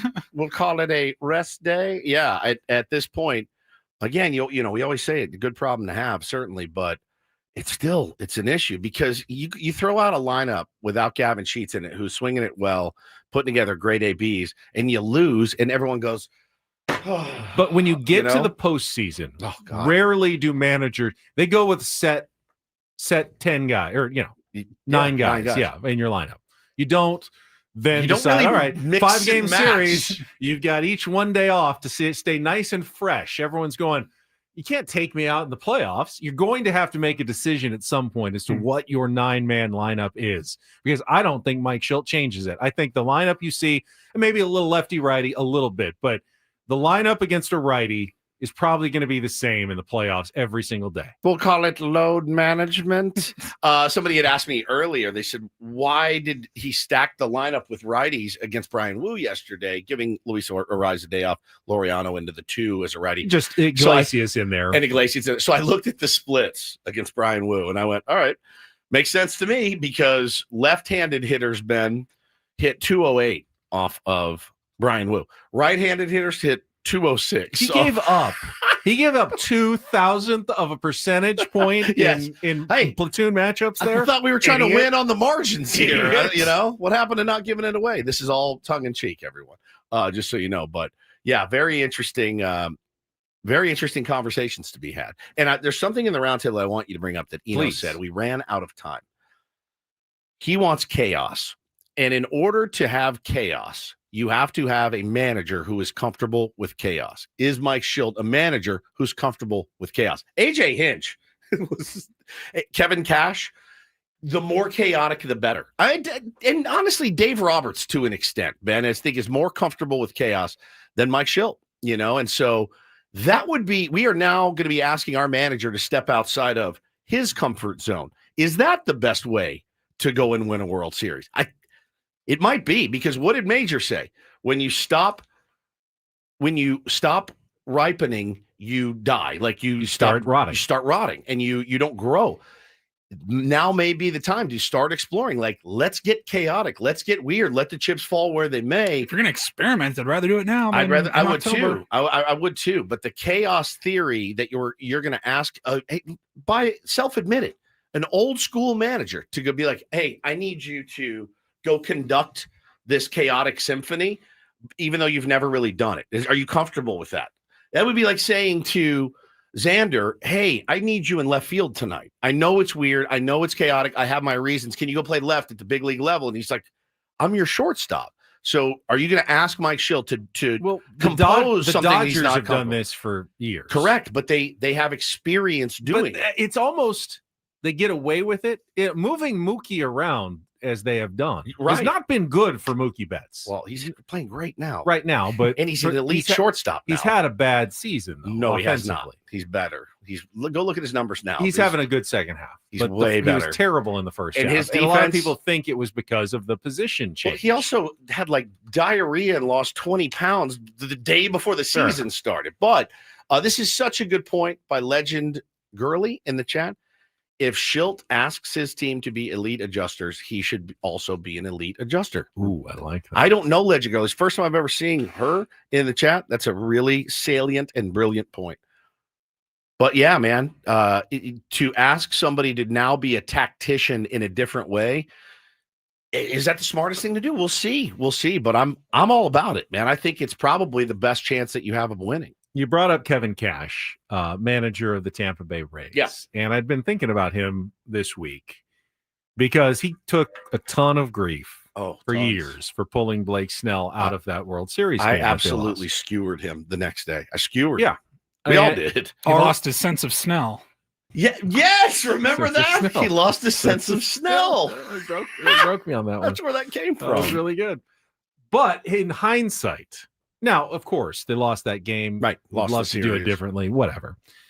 As we approach Dylan Cease in this postseason, you feel like we're heading toward potentially a Kevin Cash-esque moment. Dylan Cease dominating for four innings in a postseason game. Will Mike Shildt get skewered for taking him out of a game when we all now feel like that's probably the right thing to do? And the Tampa Bay Rays felt like, and we got to know Blake Snell enough over the last couple of years, he was probably right. I think after seeing Blake Snell pitch here, the process, it didn't work out, but the process that they used was probably right. Yeah, man. After all these years, I'm coming around to the fact that it didn't work out for them, but the process was good. I know. To take out Blake Snell, and the process will likely be good to take out Dylan Cease if he throws 3 or 4 good innings. You just go, we're not risking anymore, just as the Tampa Bay Rays tried to do against the Dodgers. Can you, as the skipper, defend that based on the year that he's had? I think the answer is unequivocally and yes. I'm sure the Rays could have as well with Blake Snell. I know. It just didn't end, didn't stop the critics from coming to eat Kevin Cash alive. After that game. Losing a World Series game because you pulled your starter and had the right process that you had already known, this is the process I'm going to stick with. And as it has turned out over time, it was the right process. The result wasn't right. It's like a hitter. My process is good. My results are terrible, but I have to stay with my process. I can't now open up. I can't now close up and hit like Giancarlo Stanton. I have to trust my process and know that the hits will come. If Mike Schilt can sleep at night saying, no, that was exactly what we got. We got exactly what we needed from Dylan Cease. And I can live with that because I've watched Dylan Cease pitch this year. And just to bring this around to the third issue facing the Padres, Xander Bogaerts turned his season around because he went with process over results. Correct. He said, you know what? I'm not going to tinker anymore. The balls aren't falling in, but if I keep doing this, it's the right thing. Luis Arraez, I'm not sure is doing the right process. I don't think his process is. I don't know that his process is correct. Taking almost like 2 strikes in AB, heaters down the middle. His talent is unquestioned. Somebody made the point yesterday, and I love this. I wanted to bring it up today. If you are to be considered an elite hitter, shouldn't you also be an elite knower of the zone? If you're an elite hitter, really elite hitters know, I'm not offering at that pitch because Juan Soto is an elite hitter because he didn't, and it drove people here crazy that he did not swing at that ball on the outer third away that he knew he couldn't There's do some damage outliers with. like Vlad Guerrero Sr., could hit anything, could anywhere, hit anything, with anywhere power, with so pop, just right? Ichiro. But really, if you are a elite hitter, shouldn't you have an elite knowledge of the zone? And that stuck with me all day yesterday as I thought about, and again, if you're getting knocks on those, fine. It's fine. Which he does. Which Arraez does sometimes. He has some of the most amazing hits on balls that are 3 feet off the plate. Not as many as he used to. So the process, sticking to that process of swinging at pitches at your ankles or pitches way up and away and lightly flying them to left field is just not the right process, I don't think. KG in the chat says, guys, this is a lot of sports talk. I tune in for goofy games and pop culture reports. Thank you. You got it. You're Thanks right. for bringing us back. We apologize, KG. We'll come back. You know what? Then I'm going to just real quick. It's a Throwback Thursday. I'm going to bless the audience with a little bit of Breaking Ben. It wasn't even this week, but because we just talked about it, Is this Snell? It's still one of my favorite Breaking Bens in the history of this show. As Justin Turner tested positive and probably spread it to Kevin Cash, who lost his sense of smell. It was COVID. Broke myself. Sense of smell. Read that somebody's tweet, and it killed him. So got 2 more hours to go. I am so jealous that I didn't think of that. Look at this guy. Look at him. Sense of smell. I've never seen this. I'm sorry. That is every time I read. Holy hell! Let him go. It was like the first one. There's This one was of the drool. Yeah. This is when the drool came. He's like, You'll hear it. You'll hear it here. You can hear him. He's like choking. Oh my god, dude!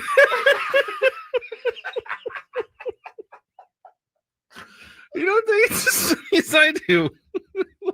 His sense of smell.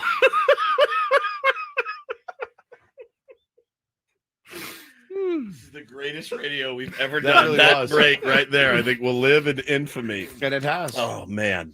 No, I don't think that's funny. So good. Nothing's changed. Speaking of Throwback Thursday, God. Paulie's got a clip from the early days of Ben and Woods and then a Reindl Report when we come back on San Diego's #1 sports station, 97.3 The Fan.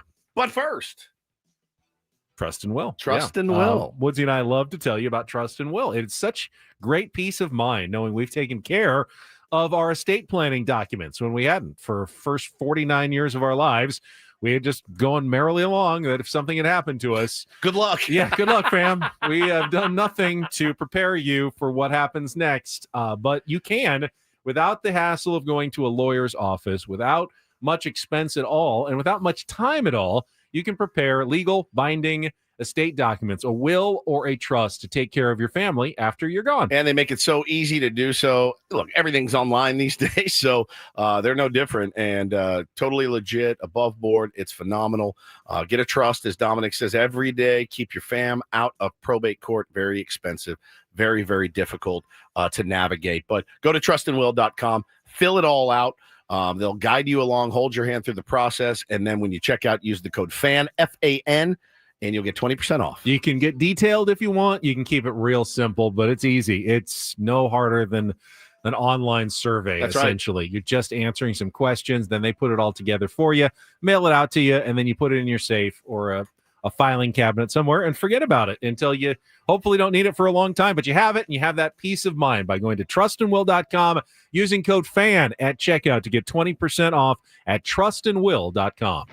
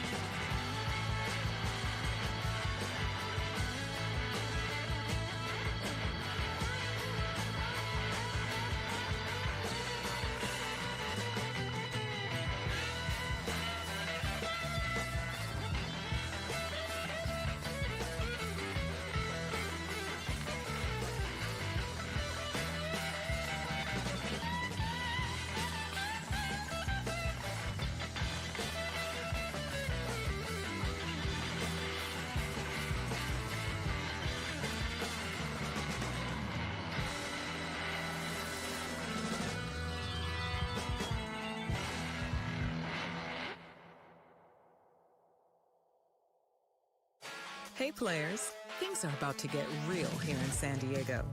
Introducing the all-new Hamul Casino Resort. With a 200-room hotel tower, exciting new eats and drinks, plenty of new places to play, and a luxe spa and salon. Hello, rooftop pool and deck. It's where players can play their hearts out and enjoy all the perks that come with it. It gets real this summer at the all-new Hamul Casino Resort, the players' place.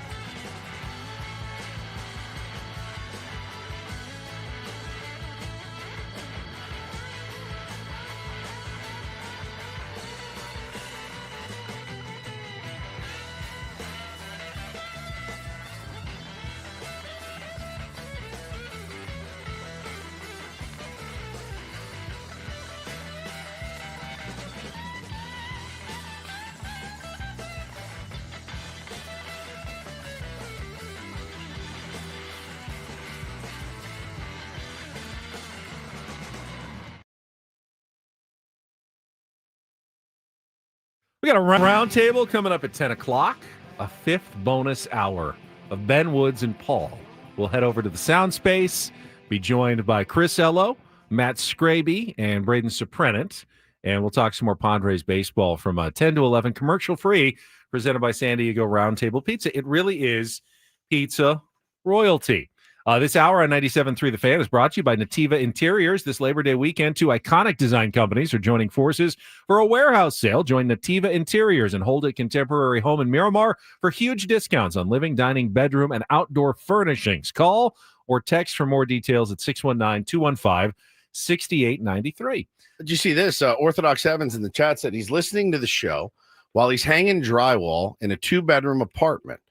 By the way, you guys, I know you get a kick out of that stuff. I don't know why he didn't come to us for any drywalling tips or advice. I hung drywall one time. You did? You've done it? Oh, yeah. It's very heavy. Why do they call it hanging drywall? Yeah, how do you hang it? You start at the top and he like just drops. I don't know. You have the framing, right? The framing is done. I think framing of the wood. Well, you've done it. And then you like tack it onto the wood, or how does it even attach? I don't know. It's got hooks. That's why they call it hanging. No, joking. He looked at me like, really? Oh, that makes sense. Like Christmas ornaments. All right, get it up. Oh, you missed one hole. No, I have no idea. Your roof just clicks right in? Yeah, it clicks right in like magnet tiles. Do you screw it or you nail it? Glue it? Hold it up with one hand while you hold it up with one hand while you put screws in it. I think I could do that. I'd like to try. Well, if Orthodox can arrange for that, we will. Screws. I should tell my wife, let me redo the bathroom. Because let's see how long it takes. Real men like that start work at like 4 a.m. So you could literally, like on your way in, go try to hang a drywall. Is sheetrocking the same thing as drywall? Somebody said sheetrocking is tough work. Is it not? Doesn't sound like it. Ben, I'm dying. How does it even attach?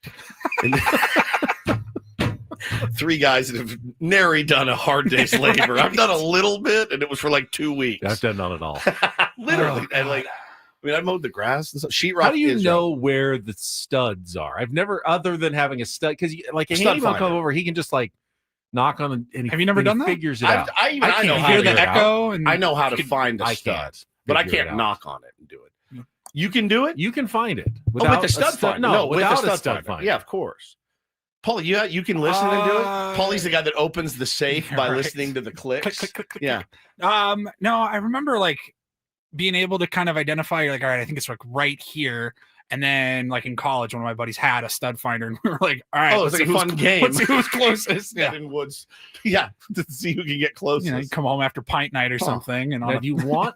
Like when you're hanging like pictures, you don't want them in the studs, or you do want them in the studs. I've never totally understood. You want to drill into the stud. Yeah, you want to. If you're like hanging some art or something, you don't want it into the drywall. Into the drywall, because then there's no reinforcement. That's why you find the stud to hang it into. You do want the stud. You do want the stud. Okay. You don't want to avoid the stud if you're going to be hanging something, art or something like that. All of your art that you have. All right, Paulie's kind of carrying us the rest of the way. First with a Throwback Thursday clip, and then we got the Reindl Report in our final segment. But let's get to what you have pulled back from the Ben & Woods archives. Man, this was crazy.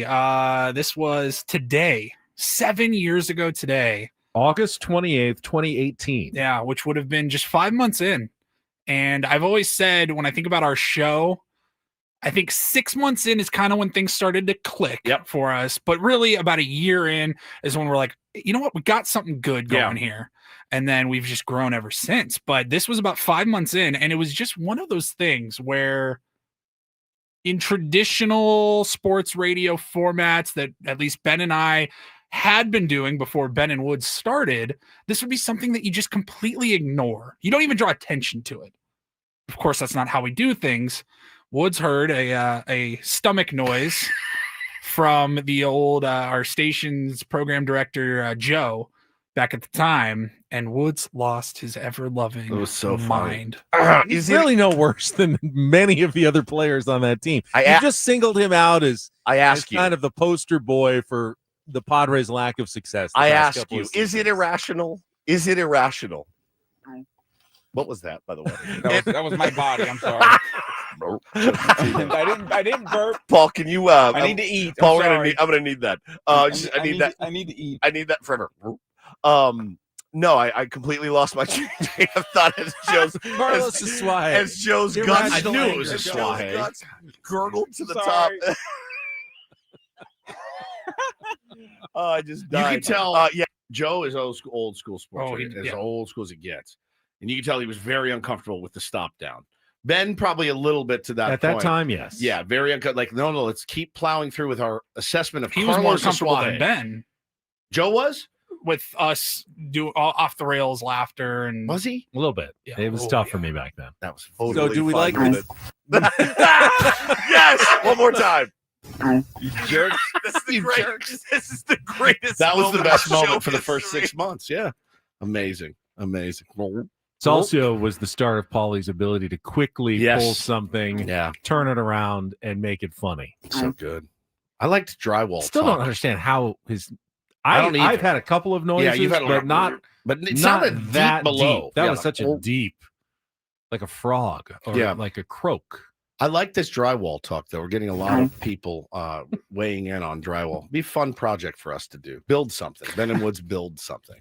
We should do a contest where we build something and Like let the shop tier, class. let the tier ones judge who does it best. Imagine building a birdhouse, right? Like imagine how bad the birdhouses would actually be. I haven't built anything in a while, but I have been assembling a lot Correct. of new furniture, and that makes you feel when you're like somebody like us with our experience. Yeah. You feel accomplished when you put together. I followed these instructions and put together this end table. Yeah, Christmas was pretty big for me. I put several of the kids' toys Yes, together. yeah. It was We'll start with assembly, then on to construction. Then we can rebuild engines, and then we just get on to like oil drilling. we go out roughnecks out on the ocean. How on about a fishing platform. boat? Right. I was How about texting with my fishermen? cousin yesterday. Deadliest catch with Ben and Woods. My cousin up in Washington, he was at the game yesterday. You know, little S talking. I'm like, you don't even watch baseball. Stop. And but he's an electrician, and I always thought that like he I hate shocks. He I don't struggled wanna in be high shocked. school. He did not go to college, but he learned this trade, and he had an apprenticeship, and now he runs his own electrician company, and he's making bank up in Washington. And that's always one where I'm like, man, he would have stories like, yeah, got commissioned by the airport. Like they had some electric issues, and I was there at 3 a.m. and we got it all figured out. And I'm like, that's where some good money is right there. Well, it's also like the scariest job on the planet. Like being an electrician would be really, really scary. I don't like to be shocked. I hate to not know what is about to happen. I hate even a static shock, like from the carpet. Oh yeah, a live wire, Touching the thing, terrifying. forget it. Absolutely terrifying. I got nothing. I got no business doing. That's why I'll keep those guys in business. I will call you every time. I will never try to do it myself. Rewire something, never. I saw a guy on Instagram. Oh, I got to rewire the bathroom. I'm like, rewire? There's no chance. No chance I would even attempt it. I bet there's some horror stories out there. I don't know about grounding and all. Like I'd wear it every day. It would be terrifying. If it weren't for, handymen, I'd just throw my house away after like 4 years. Just have to get a new one. No question. No question. All right. We running late? Yeah, we got to take a time out. Paulie's got some Reindl Report headlines for us coming up next. That's the final segment of Bennett Woods. Right after this on San Diego's #1 sports station, 97.3 The Fan.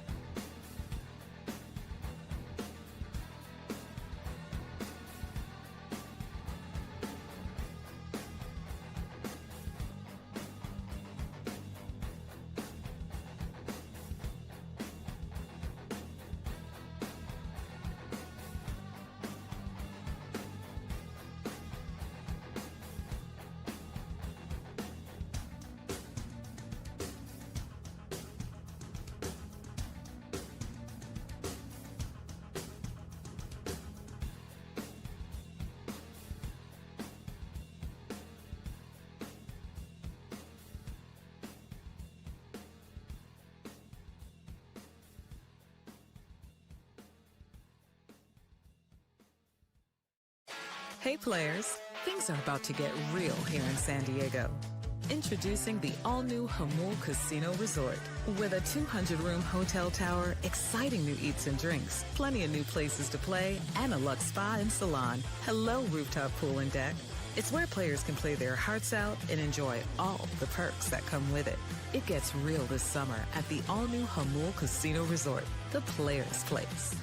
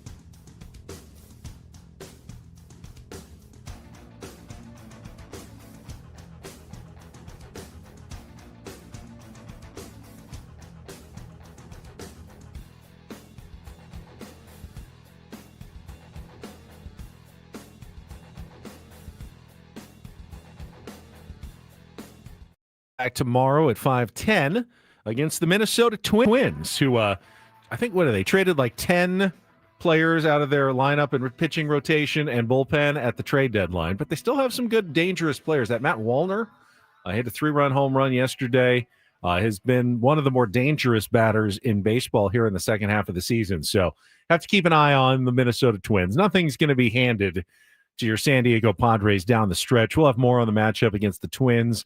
The weekend series coming up on the program tomorrow. All of our baseball talk on 97.3 The Fan, presented by Paramount Plus. You can't count on much these days, but you can always count on Sundays with the NFL on CBS and Paramount Plus. Watch your local NFL game live every Sunday on CBS and Paramount Plus all season long. Visit ParamountPlus.com/NFL to get started today. It's 1 week from today that the first game of the NFL season will take place, with the Philadelphia Eagles playing. Who are they playing in that? The Dallas Cowboys, right? Yeah, in the season opener on Thursday Night Football 1 week from tonight. Drama going on with the Dallas Cowboys. There is. We haven't talked about it much. We haven't at all. You have a really visceral, like, you don't want to be like every other sports talk show, which means you can never talk about the Cowboys because they always talk about the Cowboys. So you like actively avoid any Cowboys talk. Yeah, I do. I don't think you've heard the name Micah Parsons mentioned on our show once until I just said it. No. But Jerry Jones is comedy. Entertainingly hilarious we're as here, an owner. Right? If we were in Dallas, that's all Spanking himself. we would do. That's all we would do is talk about it for 4 hours a day, every single day. They have that new Netflix thing that is running right now. It's like a look back, but it's also a look. Is it current? Like the current I don't know. things that are currently happening. It's think not it's a just a mix. nostalgia thing. But I'm interested to see that. That was a fun time living in Texas during that time. That was a blast. Certainly no shortage of stuff to talk I about. don't know. I think the Cowboys are one of 32 NFL teams. Bro, literally, the Chargers are one of 32 NFL teams. They haven't done a flipping There's no thing reason, in years. There's no reason the Cowboys should have any outsized attention. No. They have a larger fan base for sure. But here in San Diego, yeah, there's some Cowboys fans here. There are some Chargers fans still here. Yep. There's Raiders fans here. There are 49ers fans here. There are Rams fans here. There are Chiefs fans here. There are Steelers fans here. There are Packers fans here. Every team. There are Jaguars fans here. There are Giants fans here. here. There are Panthers there are Jets fans here. Yes. There are Titans fans here. He's just going all the way across. Who are we supposed to talk about? All I don't of know. them. All of them, apparently. So we don't really, unless something really interesting happens, we just kind of let them do their thing. Yeah. And we'll talk about it more, obviously, as the season gets started. I'm excited for the season to start. I get excited every year for the NFL season to start. It's fun. I like watching NFL. I like the Reindl Report. Paulie's got a limited amount of time. Since when? Yeah, sounds like it. Sounds like it. Get to it right after traffic here on 97.3 The Fan. From the 855 Get Ross Traffic Center, protecting San Diego after accidents or injury, here's Kelly Danick. Traffic is sponsored by Valvoline Instant Oil Change, your 15-minute drive through oil change. Still pretty wet on our roads, guys. Yeah, the county's still getting hit with some rain in various parts, so you definitely want to take it into consideration. Got to have those headlights on so you're more visible to other drivers. Just a couple things to mention here. One of them is a collision on the Washington Street on-ramp to southbound 163. Also, northbound 805. Just past Bonita, 3-vehicle accident over the right shoulder. Looks like that may be in the clearing stage. And watch out for what looks like a dining room chair in the right lane on South on 5 Coastline, right before Palomar Airport Road. Before you hit the beach, the mountains, or even the 5 this Labor Day weekend, be road trip ready with Valvoline Instant Oil Change. No appointment needed. Stay in your car while they change your oil and check your tires, battery, and fluids. Coupons at SoCalOilChange.com. And Kelly Danick with Ben and Wood, San Diego's #1 sports station, 97.3 The Fan. And get things started here with our today's edition of the Reindl Report. Now tuned into the greatest. Welcome to the Reindl Report with Paul Reindl. Hi, Paul. All right. 2 stories from the world of sports that we haven't gotten to yet. We'll start off in Major League Baseball. And 1 story that you didn't know you needed. Are you laughing, biatch? It's the Reindl Report Hey, Paul, how you doing? Okay, how are you? on 97.3 The Fan. Are you ready to bless the mood? I need some help, please. That was good. Can I get a oh yeah? Oh yeah. All right. All right. All Happy right. Thursday, gentlemen. A for all right. A for all right. Let's start. Have a little football real quick here. I just saw this story yesterday, actually. In the NFL, there's been a lot of talk this week about Travis. Big week for Travis. Yeah. But I'm actually not talking about Travis Kelce. No. Finally, we're talking about another Travis. We were talking about Travis Hunter, who has also had a lot of people talking about him recently through college, into the draft, and now through training camp as we are 7 days away from the start of the NFL season, as you mentioned. Now, this is interesting. Travis Hunter, he's had a lot of cameras in his face, a lot of people watching his every move, and yet somehow has still been able to surprise people with some things in his personal life. He got drafted, he got married like very shortly after, and everyone's like, oh, okay. Of course, everybody had some thoughts on that. And last night, him and his wife, Leanna De La Fuente, they announced the birth of their baby boy. Did not know that they were having a child. A lot of Congratulations. people did not know that. And I think, you know what? I think when you have that high of a profile, if you can keep something like that under wraps, good on you if that's how you choose to do it. I'm really stoked to watch that unfold. You were just talking about the NFL storylines. How That's much? one. Like Absolutely. that's absolutely one. How is he going to be able to do this? And yeah, many people that have done it at the highest level said, "Bro, this ain't college. Like this is not college." This I is just wanted to different." congratulate Travis Hunter and his wife on the birth of their baby, because would it surprise you to know that the internet had a lot of opinions and thoughts on, oh my God, bro, your career just started. What are you thinking? Such as, such as that. Such as it's not going to last. Hey, man, like you're tied to that girl for another 18 years now. Well, they're married. Yeah, they're married. So he's at least, they both have tied themselves to each other for a long time. Everybody had opinions, and I'm like, man, just say Congratulations. St. Glowfish says, is he playing two-way in the NFL? Yes, he is, right? That's the plan. To start. The amount is still kind of in question, what the Jags are going to do. It seems like he's going to play more on defense He's and really good. some on offense. He Absolutely wants a to play. storyline, though. He wants to be an every down player on both sides of the ball. I don't see that happening on the NFL level, but enjoy your we'll see. 1-year career, 2-year career. I mean, it really is crazy to think about at that level, even attempting that, but it'll be fun to watch. Absolutely. So congratulations to them. Yeah, they put out a video, just said "Dear Son" on their YouTube channel, and that was the announcement. Excellent. And it was really cool. She they found out in late March that they were pregnant, but she documented a month prior to that, back in February, she said she had a dream that she had a baby boy, and she wrote in her notes app, and it's documented on the video I watched. It's only a couple minutes. Her notes app said February 28th, 2/28 dream, and it was like, you were a baby boy, you had curly hair. And then a month later, they found out she was pregnant with a baby boy. Nice. Thought that was It is a lot. I mean, new parents, learn an offense, learn a defense. It's a lot going on in his life right now. 100%. No doubt. All right, finally, I thought we could maybe get a little bit zen here for this last story. I saw this. There is a researcher at the University of Bristol over in the UK, Dr. Natalie. She has created a song. What's her first name or last name? Dr. Natalie. Dr. Natalie H Natalie. something. Okay. Dr. Natalie. H like Haktua. Okay. H like Haktua. H as in Haktua. Yeah. And so she has created a song that she believes makes chocolate taste better when listening to it. Okay. She has reviewed 60 years of scientific research on multi-sensory integration and composed music around, quote, sonic qualities proven to affect flavor like pitch, tempo, and harmony. This song is called Sweetest Melody. It's 64 seconds long, which is, they say, the amount of time for chocolate to melt in your mouth. Not in your hand. Now, did you guys all you ready? got your homework? Yeah. I got you a Thin little candy little shell. milk chocolate M&M. All right, ready? Start the song. I don't Ready? usually eat these, so All right. Yeah. We're very healthy here. Are you thucking on it or are you gonna bite? I gotta let it melt. Okay. The thuck Let's on do it. the candy shell first. Dylan Thief. Thucked on M&M. I'm very skeptical here. Does it taste better? It's pretty good. It's an M&M.